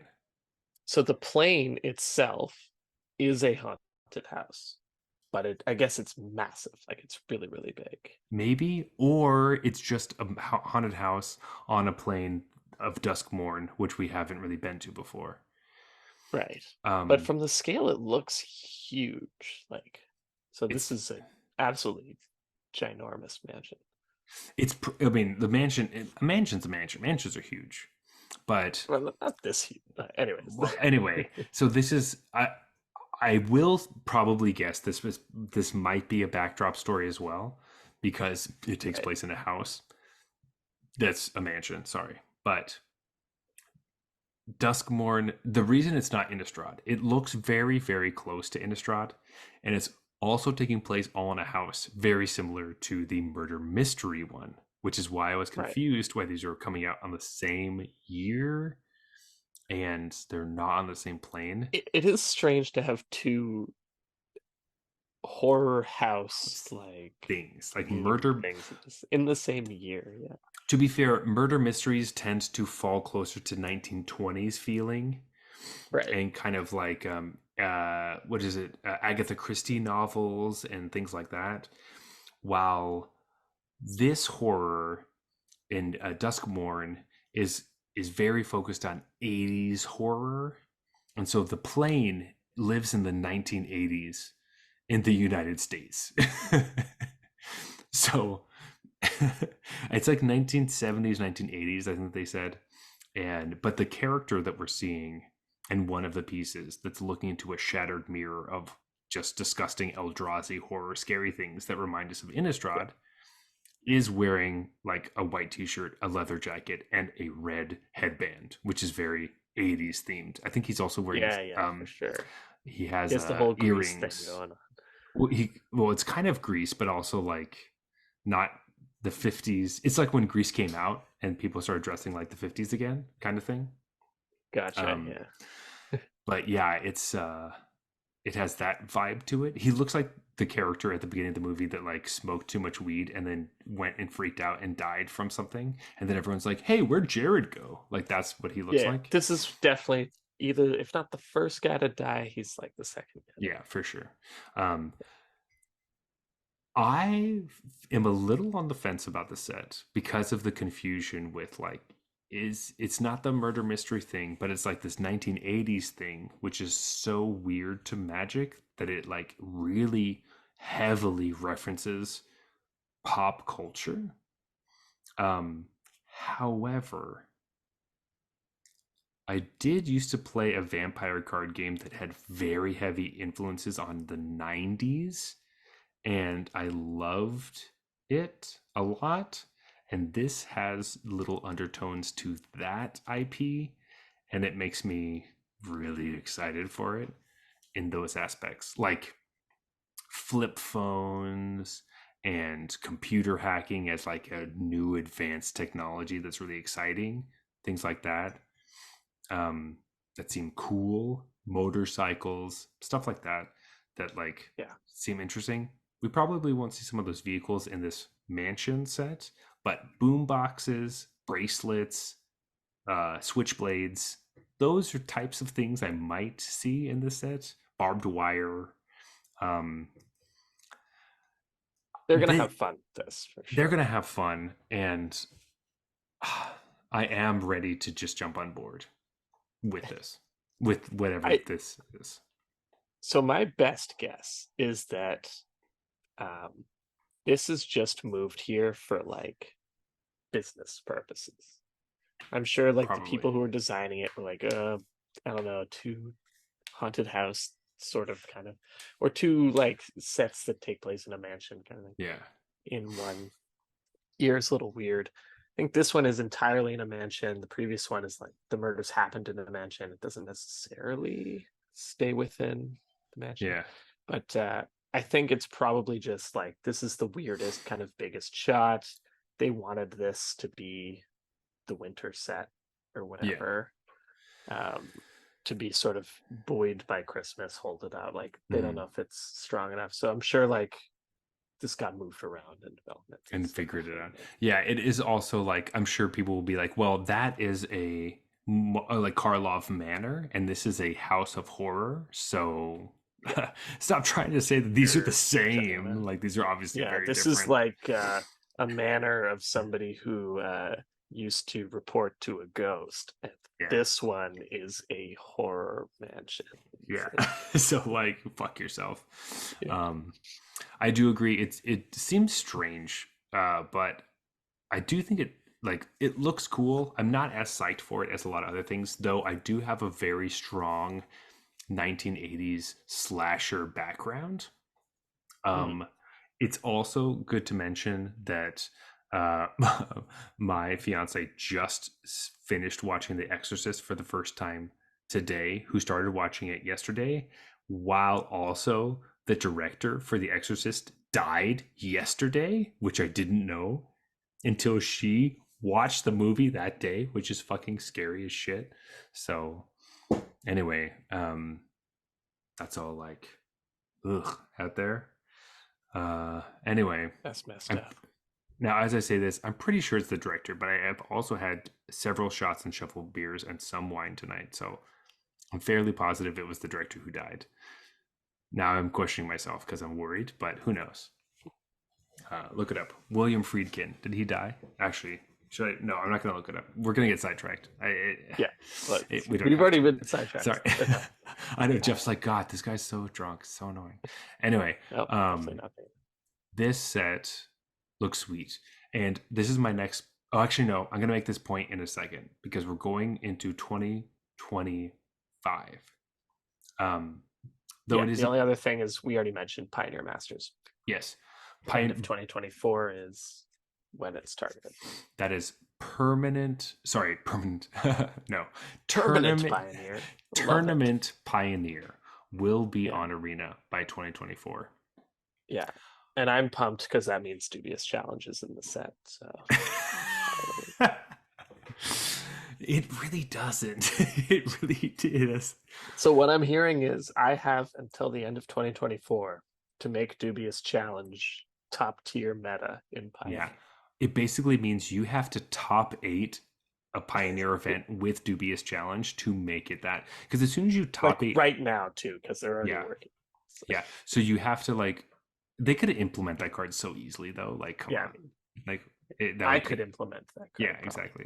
Take a look at their But system for a few minutes. yeah, Okay. but you just need to work on that deck because as soon as you top eight an event, people like me will just take that deck and start playing it, It'll and be then it'll everywhere. it'll be everywhere because people will be obsessed with it. Like it's gonna be the new Grease Fang, like for real. So Hey man, I've had some moderate success with it in modern, so I'm sure it could be busted in Pioneer. it's totally busted. It's I want to see the build, and we should you should definitely do it and play in some stuff. But anyway, now we are moving on to 2025. This is the farthest we've ever gone in Magic Future. Okay. Mhm. This is crazy. This is uncharted territory. All of this is subject to change. Okay. Everything we're about to say could not be true, or it's not speculation, but this is what they're working towards. They just don't know if it's going to happen at the time that I'm saying it's going to happen, or at different times, or a lot of things could change. We don't know. So don't get mad at us, get mad at Watsy. With that being said, Jeff, would you like to talk about this first set we have with code names? Yeah. I just want to say, like, I don't like the idea of saying get mad at Watsy because people are generally so reluctant to do that. So I don't want to like push them in that direction. But That's true. It's too mean. yeah, People love Watsy. They should never be mad at Watsy. We should not that's push right. them towards that. Yeah, you're right. Yeah. So up first we have tennis. And tennis is an interplanar death race. So there are multiple planes that make up this race. You presumably have to race through the omen paths between these three planes that make up the race. And people from all over can compete again because of the omen paths. Mm. So this is pretty awesome. This is a pretty awesome idea. It's super funny because I think days before watching this uh, video, I was thinking about just like big trope events that you can use in. I wasn't even thinking about magic. I was just thinking about like fantasy writing or fantasy like storytelling in general. And I was thinking there are just some like iconic stuff that you can use as a template. And one of them that came to my mind is like, oh, you got to have like a Battle of Helm's Deep kind of thing, like someone Hmm. sieging a castle and the smaller army withstands the larger army, and like that kind of thing. Um, and I was thinking of all these different iconic like moments, and one of them, I know it's not fantasy, but one of them that came to my mind was like the only thing that's worth remembering about Phantom Menace was the pod race. And I was like, you gotta have like your pod race or whatever. Sorry, real quick. The only thing worth remembering about the Phantom Menace is the pod race. I have. I don't agree with the statement. Put it on record. I don't agree with the statement. Uh, but continue. Sorry, the pod race is the best thing about the Phantom Menace. I mean, I haven't seen the Phantom Menace in so long. I mean, No, obviously I Jar know. Jar Binks. Obviously Jar Jar Binks is the best It's the best thing. thing. um, but like that's an epic idea. The It is whole epic. It is epic. and I'm not even claiming they invented it in that movie. No. That's just like when I was introduced to it. So Yeah. whatever this death race idea is, obviously probably older than that. But I was Hmm. like, I had just been thinking about you need like a death race thing that you can Hmm. always rely on that to just be awesome no matter what. And what I was thinking was like it was even kind of cool in the Phantom Menace, Hmm. which otherwise didn't a ton of cool stuff going on. I'm just I'm just saying that like the thing that people in my mind remember about the Phantom Menace is the lightsaber battle at the end with Yeah, yeah. the Darth Maul's like Darth double-sided Maul lightsaber. Yeah, and yeah. Qui-Gon Jinn and Obi-Wan. That's the thing I remember the most about Phantom Menace with the Like I pod. don't know, they all have lightsaber battles. You know what I mean? But that's like the music in that is like bum bum ba bum bum ba bum bum bum bum Oh, I bum do remember that. do Yeah. do Okay. do do do do do Do do do. do Yeah, do. Yeah. like that is so much that movie to me that the pod race is definitely cool and super alieny and awesome with all the weird creatures that are part of that. Um, but not the most important thing about the movie. But I am Not the excited most to. important thing, but it You was said my it was take the on it. coolest. Anyway, whatever. I said it was the only thing worth remembering. Okay, Oh, get my there you go. words Okay, right. sorry, Yeah. sorry, sorry. You're right. You're right. The only thing worth remembering, which is could be easily They really should have translated to saved that. that awesome music for the pod race. Can No, you no way. imagine that? It's so weird. Um, I mean, but I just thought it was funny that like I think it was the day before this or something. I was just thinking, oh, you gotta mhm. have a death race, and then Magic's like, we're gonna do a death race. Like, what is? Are they listening to me? Is my Google like directly linked to Watson? Was I saying that out loud? What is happening? I They've been linking to all think of I was ours. like mowing the lawn and thinking about Yeah. that. Um, but so this is where I want to make this point with the death race. So super cool. There's three uh planes.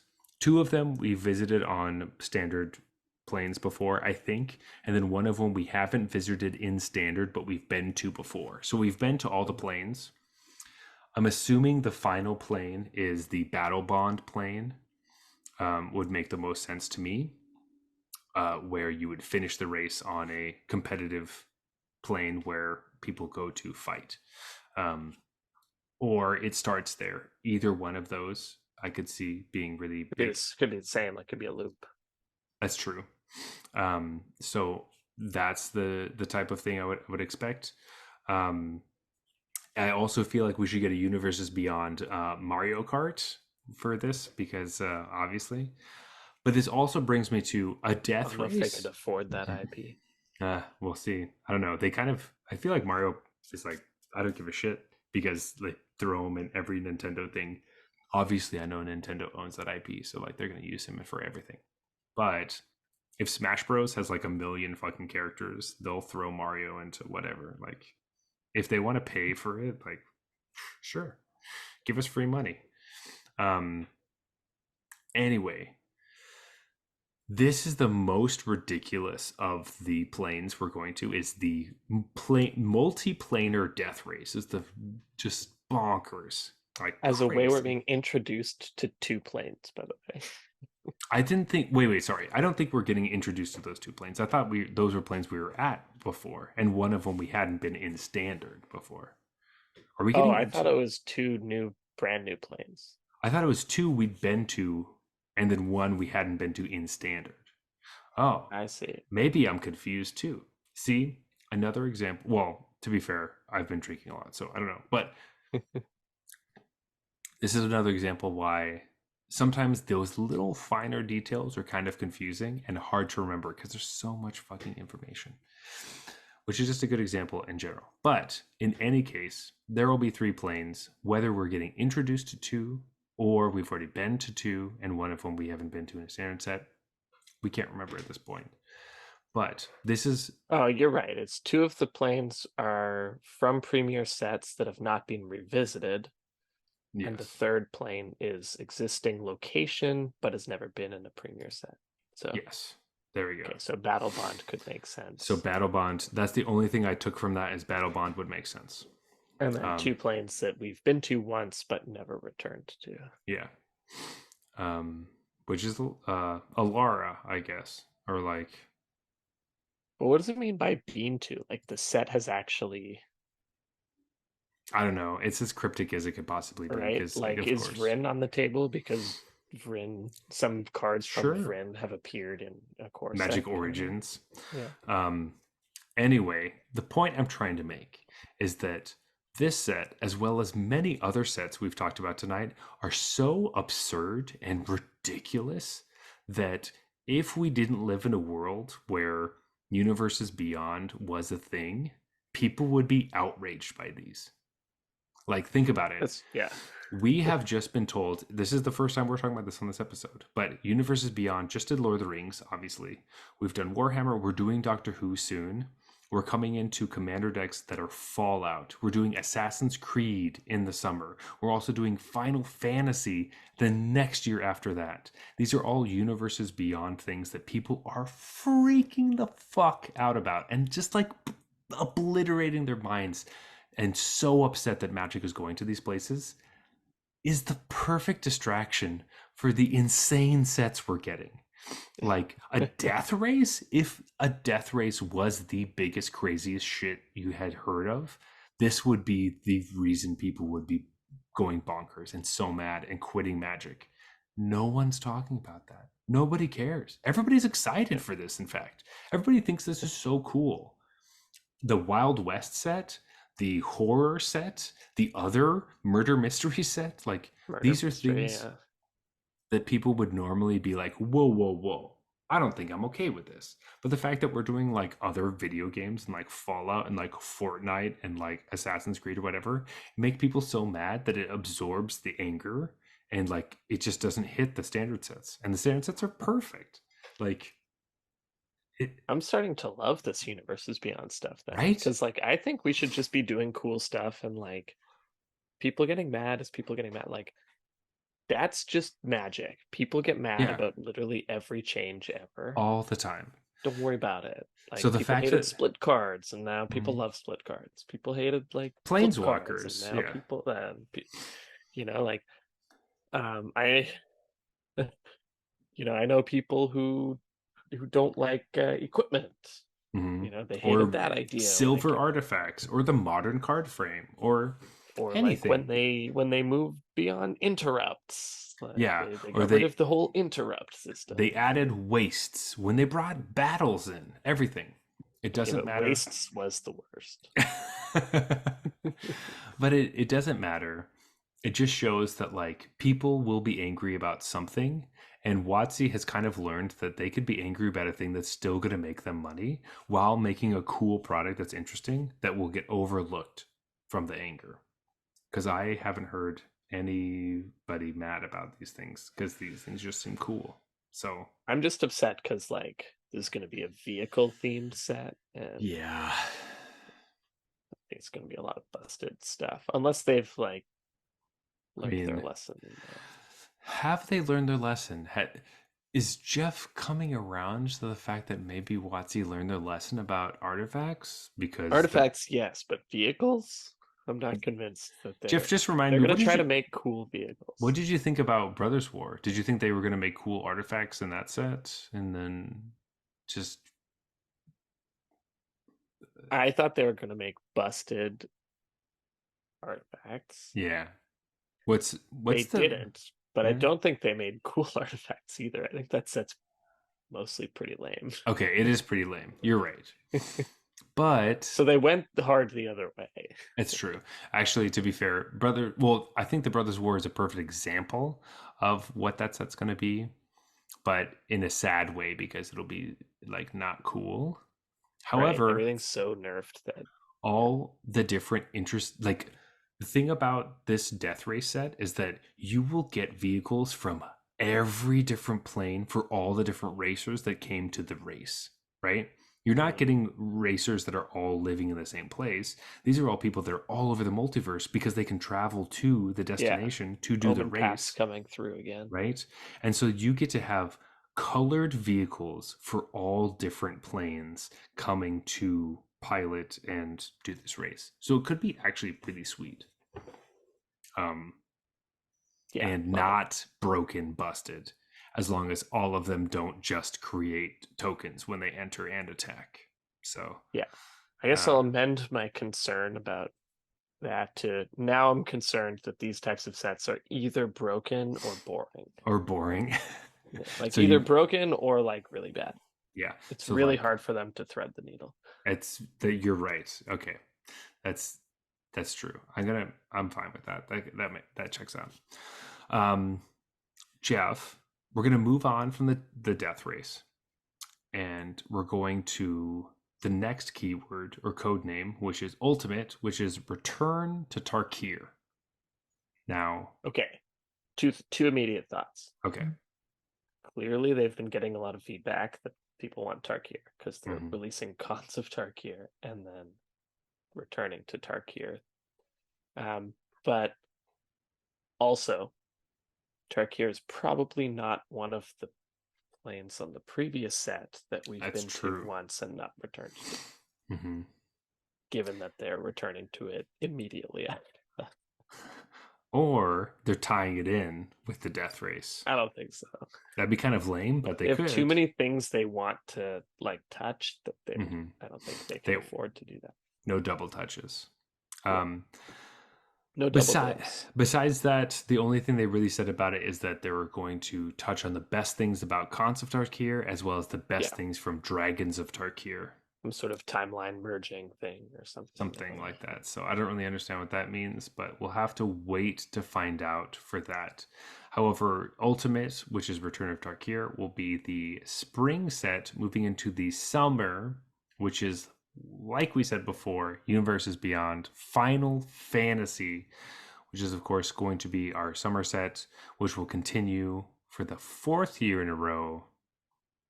Summer sets that don't go into standard on Arena Ooh. and fucking suck, and I'm mad about it. It's going to come to Arena. It will be fine. It won't impact Standard or Explorer / Pioneer, and it makes summer really sad for us. We do less episodes because we play less Magic because of that stuff. So it makes me sad. So And I liked Final Fantasy. I played yeah, a bunch of few of them I played when I one was of younger. them. I was bad at it.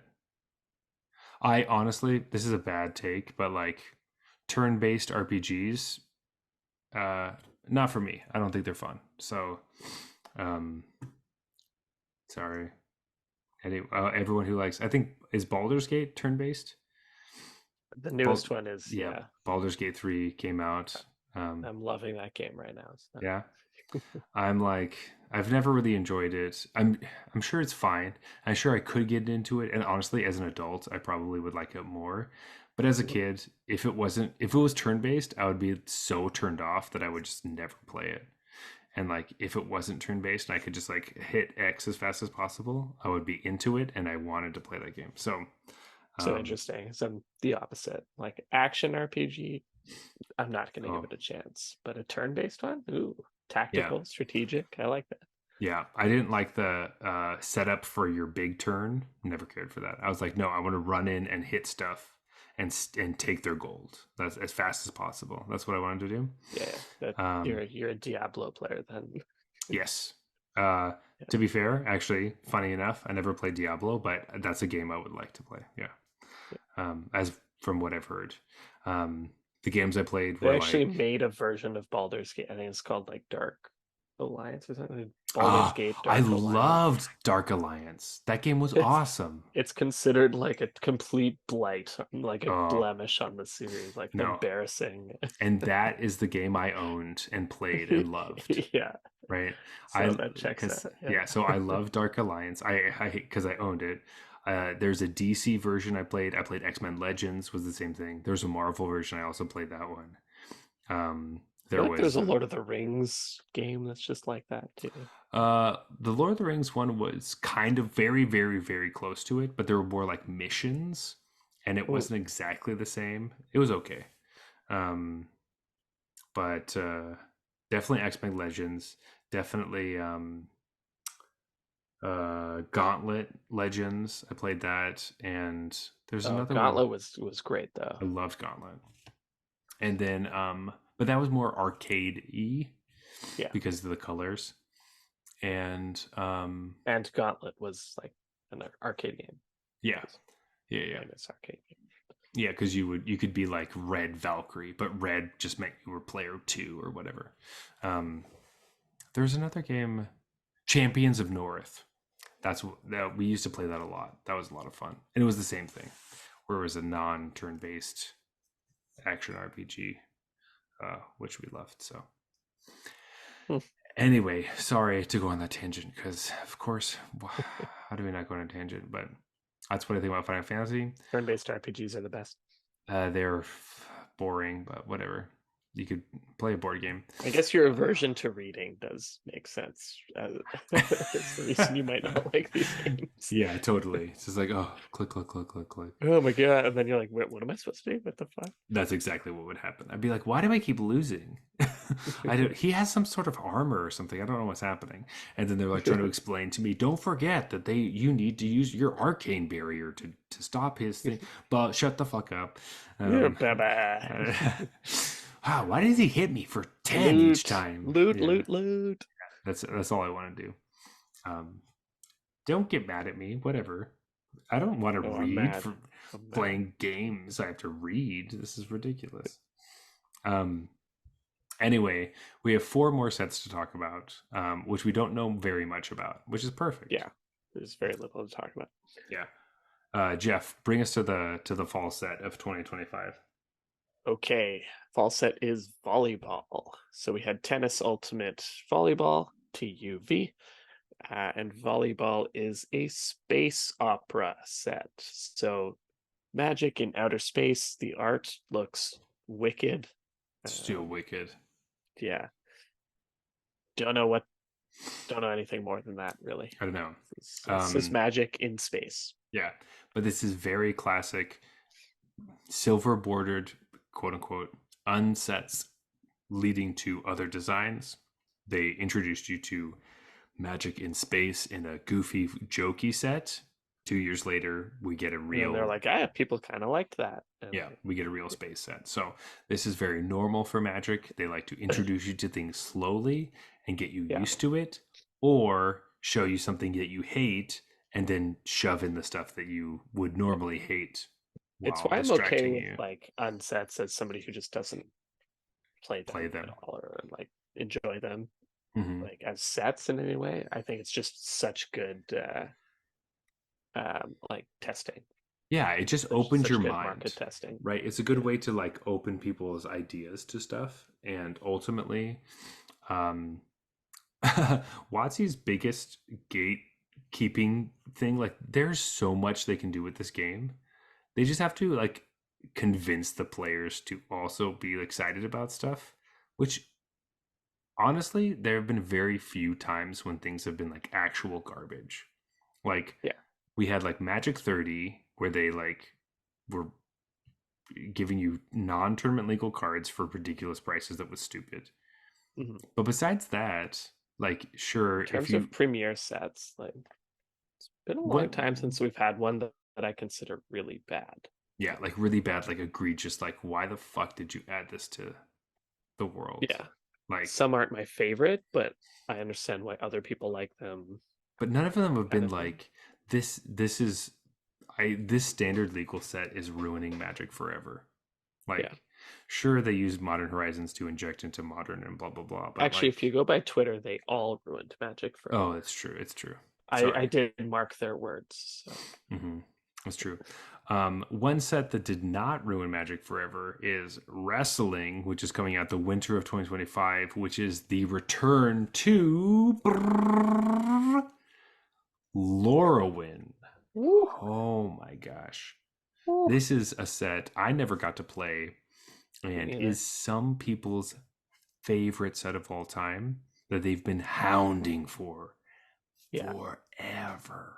I'm pumped about this, even though I never played Lorwyn. Like that Mhm. was I like to say before my time. I played as a kid and then I stopped playing. And it's Mhm. before my return. Um, I am excited for this because of so many people that loved Lorwyn so much and told me about it. Oh, you didn't play for Lorwyn? Oh my God. Mhm. Like just I have like Lorwyn hype through osmosis. Yeah. Also because the designs are so weird and interesting. Like, there's so much crazy shit that went on in Lorwyn that like I Oh, they just wish I went was a wild part with of. hybrid and like tribal and stuff. All Like, the school yeah. stuff. Like, it was really cool. They Interesting, just different creature types. Really yeah, like like tree folk and stuff. they also changed the structure of like the sets that they normally do. You know, instead of doing the core set, I'm pretty sure they just did like Lorwyn and Shadowmoor with Eventide and the other one, I don't remember, in it. And so that the sets, the year structure of sets was different, which was very normal, like three set structure, core set, three set structure, core set, that kind of thing. Yeah. Um, I just, it's just, it's beloved. I'm very excited to go back to it as all of the return sets will feel, which we didn't mention in Tarkir, but it will almost feel like it went by too fast for something This that's one I been. think they're just gonna do a classic return, probably with Tarkir as well. Like, Mhm. let's do the same shit people loved the first time. Um, just do it again with modern sensibilities, Yeah. modern So card design. And they don't have to do anything more than that with these sets because exactly. so beloved. Um, Again, probably not one of the planes in the tennis. death race. Yeah. Um, we're moving into 2026 code names. So we have yachting, which is the return to Arcavios. So, Jeff, you have thoughts about this? Please tell us. TUVWY. What the fuck? Are you asking where the X is? Yeah. Yeah. Where's the code name for X? What would they? What's the sport with X? Uh, Chunky. Chinese chess. Okay. Yeah. Uh, oh, sure. All right. Z- Technically a sport. xylophoning. Uh, X country skiing. Okay, sure. Yeah. Like the X Games. Yeah. Extreme anything, really. Yeah. Okay. Ridiculous. Anyways, yachting Yeah. after ridiculous. But this is a return to Arcavios. So this is what I was alluding to earlier when I was saying Hmm. they kind of front loaded some of those backdrop sets with Strixhaven, where they're like, let's do Strixhaven, which is on Arcavios. But Strixhaven's a very small part of Arcavios. It's just the college. Hmm. And all of this was just happening in the college, and the college is enough to do the whole faction based kind of fun set thing. But we actually don't know that much about Arcavios, and so Arcavios is going to feel nothing like Strixhaven. Hmm. So we're putting like return to Arcavios here, but really we're going to see Arcavios for the first time and it's going to be a thing where you'll see some.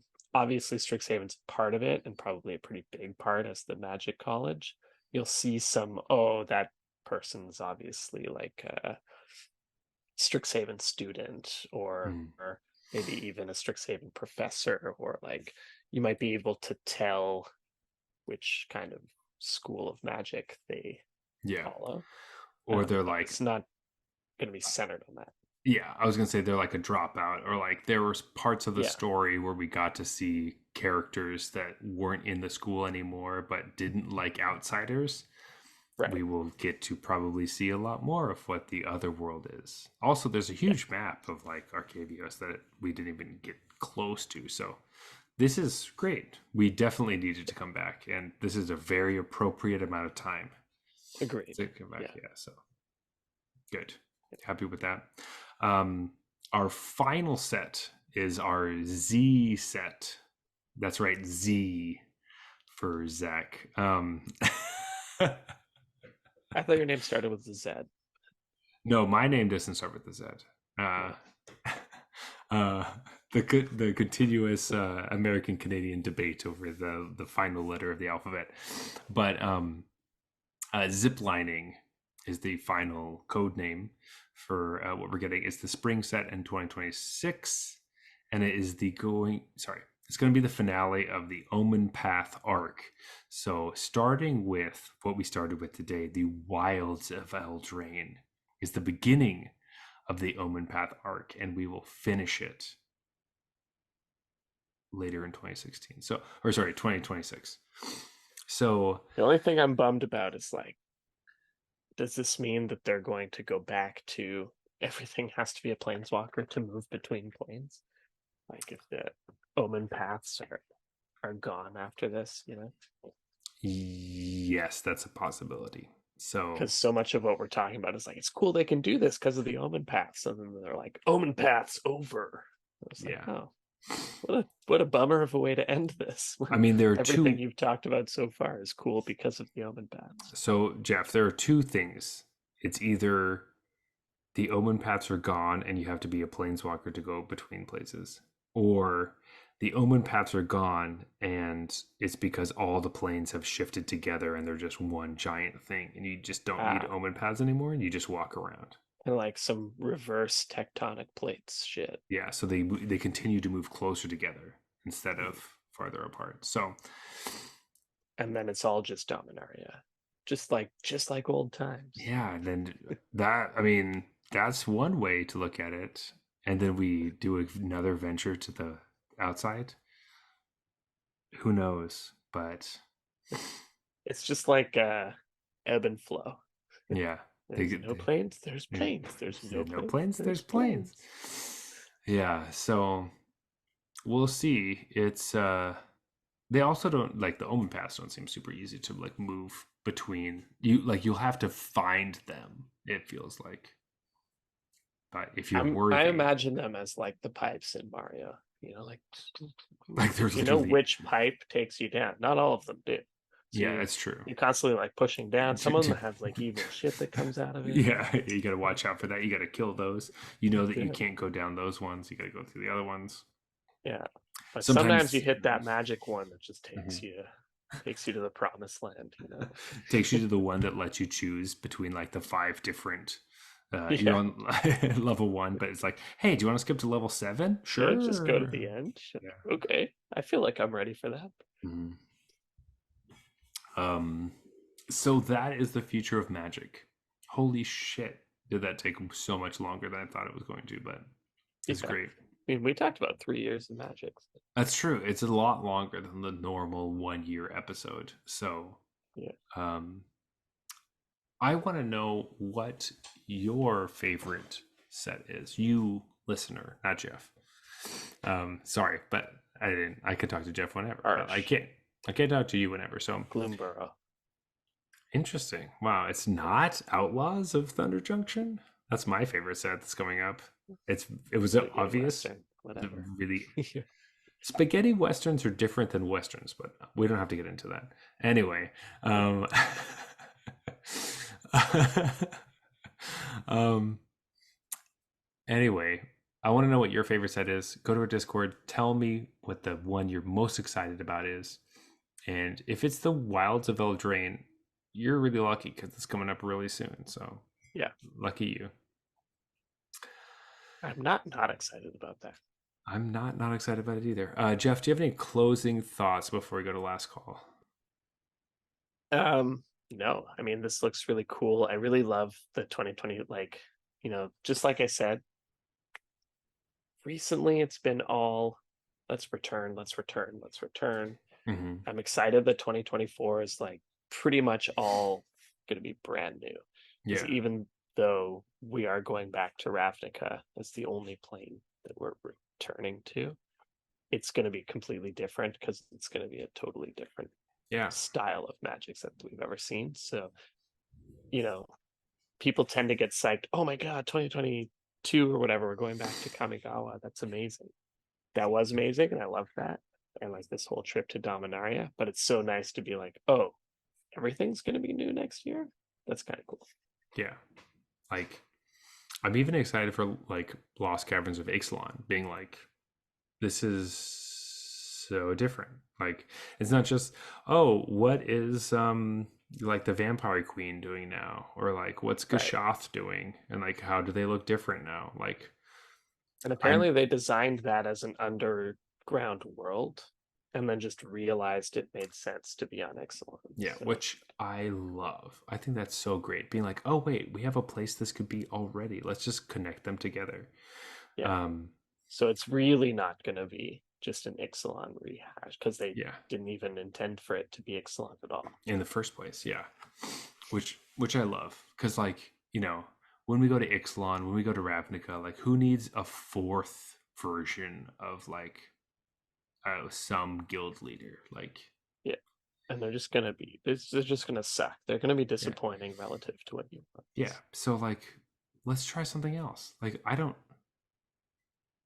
Let's get new characters. Let's get new versions of characters. More interesting things that are just different. Let's get a Rakdos that's a cowboy villain. Like come on. Yes, I never knew I wanted that, but Like I did. maybe he's not as big and bad as he usually is and cares only about devils and demons. Like, Maybe come he on. costs 3. That'd be sweet. Maybe he costs 3 and only cares about treasure and shit like that. Like, come on. Like Oh, something cool. Like, yeah, let's get away from the normal stuff that they do.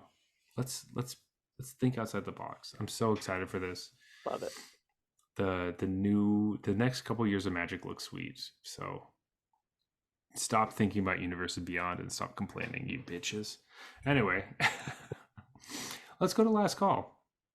Um, Jeff, we have a couple beers to talk about this evening. Mhm. And as always, we rate them on a scale from bronze to mythic, just like the tiers in Arena. And as always, this has nothing to do with what tier you are in currently, because everyone's in a different tier at a different time. So don't feel bad when we say that bronze beers are trash. They're horrible. You hate them. You spit them out. You pour them on the ground because they are not worth putting in your body. Silver beers are bad beers, or macro brews, just kind of boring beers. Gold beers are fine, but you don't really think about them very often. Platinum they're solid. They're pretty good, and you would drink this again. Diamond beers are exceptional. You show these to your friends, you drink them a lot. And mythic, these are the best of the best. This is like the pod race among a bunch of lightsaber battles. Like they just really stand out as the only thing worth drinking. Oh my god. That's so hilarious. Okay, Jeff, do you know which beer you're picking for this evening? Because I'm almost Uh yes. okay. I am all right, okay. Here we go. 3, 2, 1.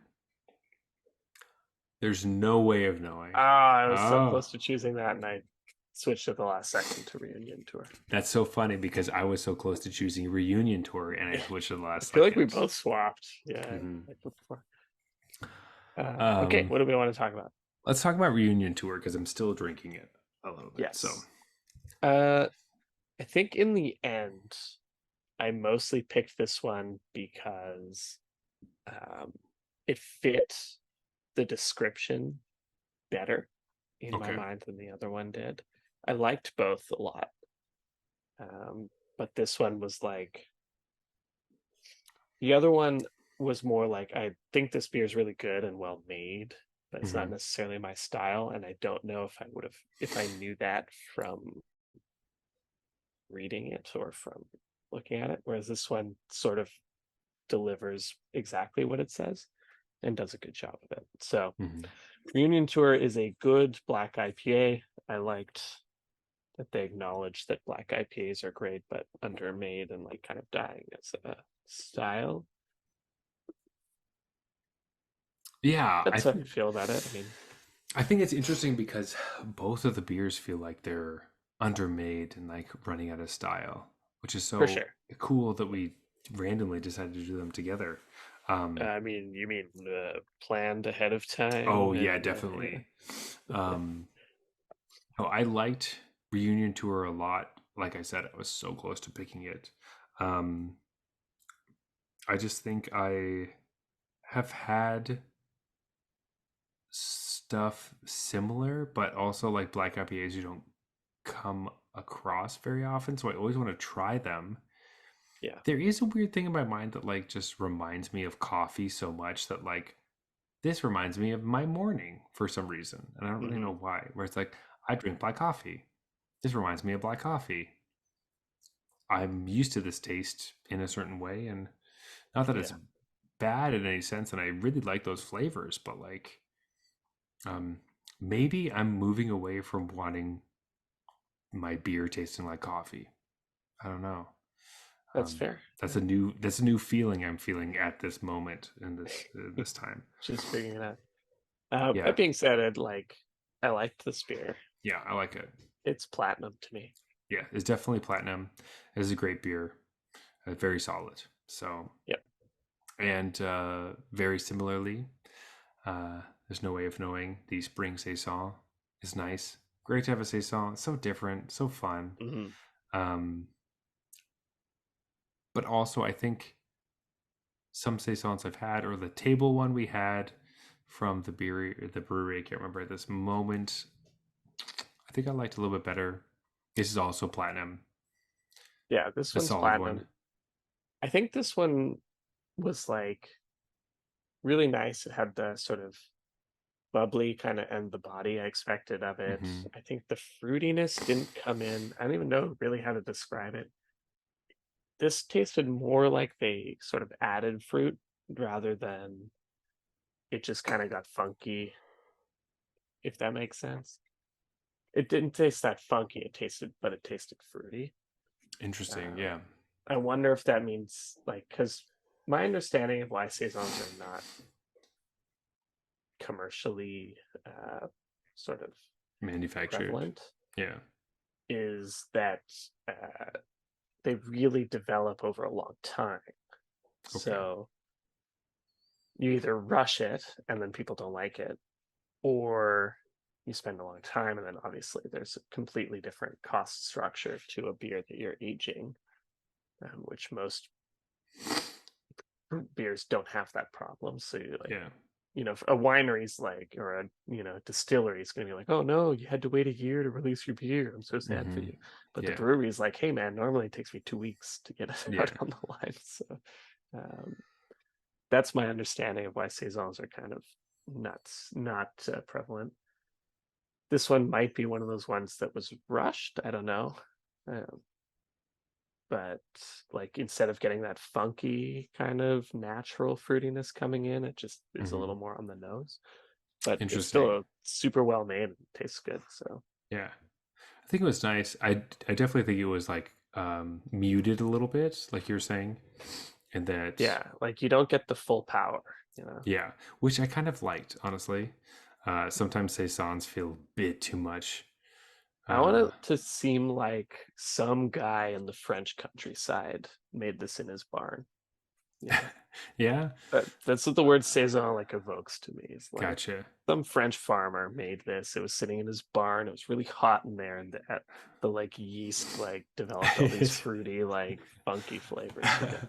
This is so funny because after making some beers I've made recently, I've been like less interested in some dude in a barn making beer and being like, you know what? No, I want someone who like sanitized their equipment really well and like made it Okay, really that part crisp. I want to be true, but Yeah. like in terms of the Um, funky like flavor, I want it to come from a yeast at a high temperature sure. rather than like you added this or Yeah. And you it tastes manufactured it. different and I don't know how to describe it. Yeah, I guess I just have I've had I have one home brew that I made that started out tasting really good and uh, has been bronze ever since. So I can't. I used to routinely brew with saison yeast because I had an apartment that got above 30 degrees sometimes, and I'd be like, I need a yeast that can handle that and That's actually like that. that's smart. I should probably Yeah. do that because now I'm just thinking I should be brewing in different months. Like, why am I brewing in the summer? That's so stupid. I can't control the temperature. I need to Yeah. brew when it's cold. Um, but Yeah. anyway, There was a perfect like fall time when you can get it out on the balcony or out just outside mhm. and you'll get it at that like 17 to 20 degrees that you kind of want but without killing it because if you do it in the winter, obviously it'll die. Yeah, which is hard because it just moves up. Anyway, that's more beer talk, which we Yep. usually talk about after the episodes. So Both platinum. both platinum.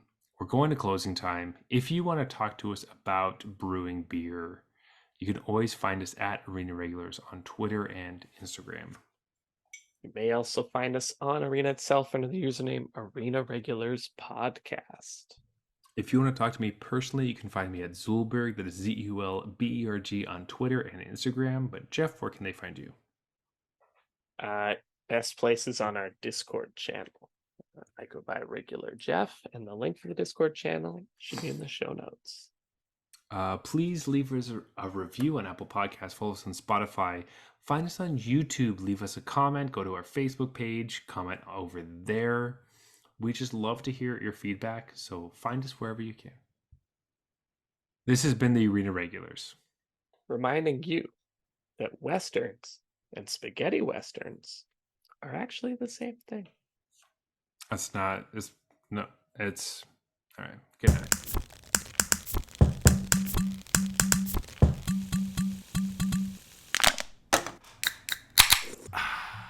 All right, that's fine.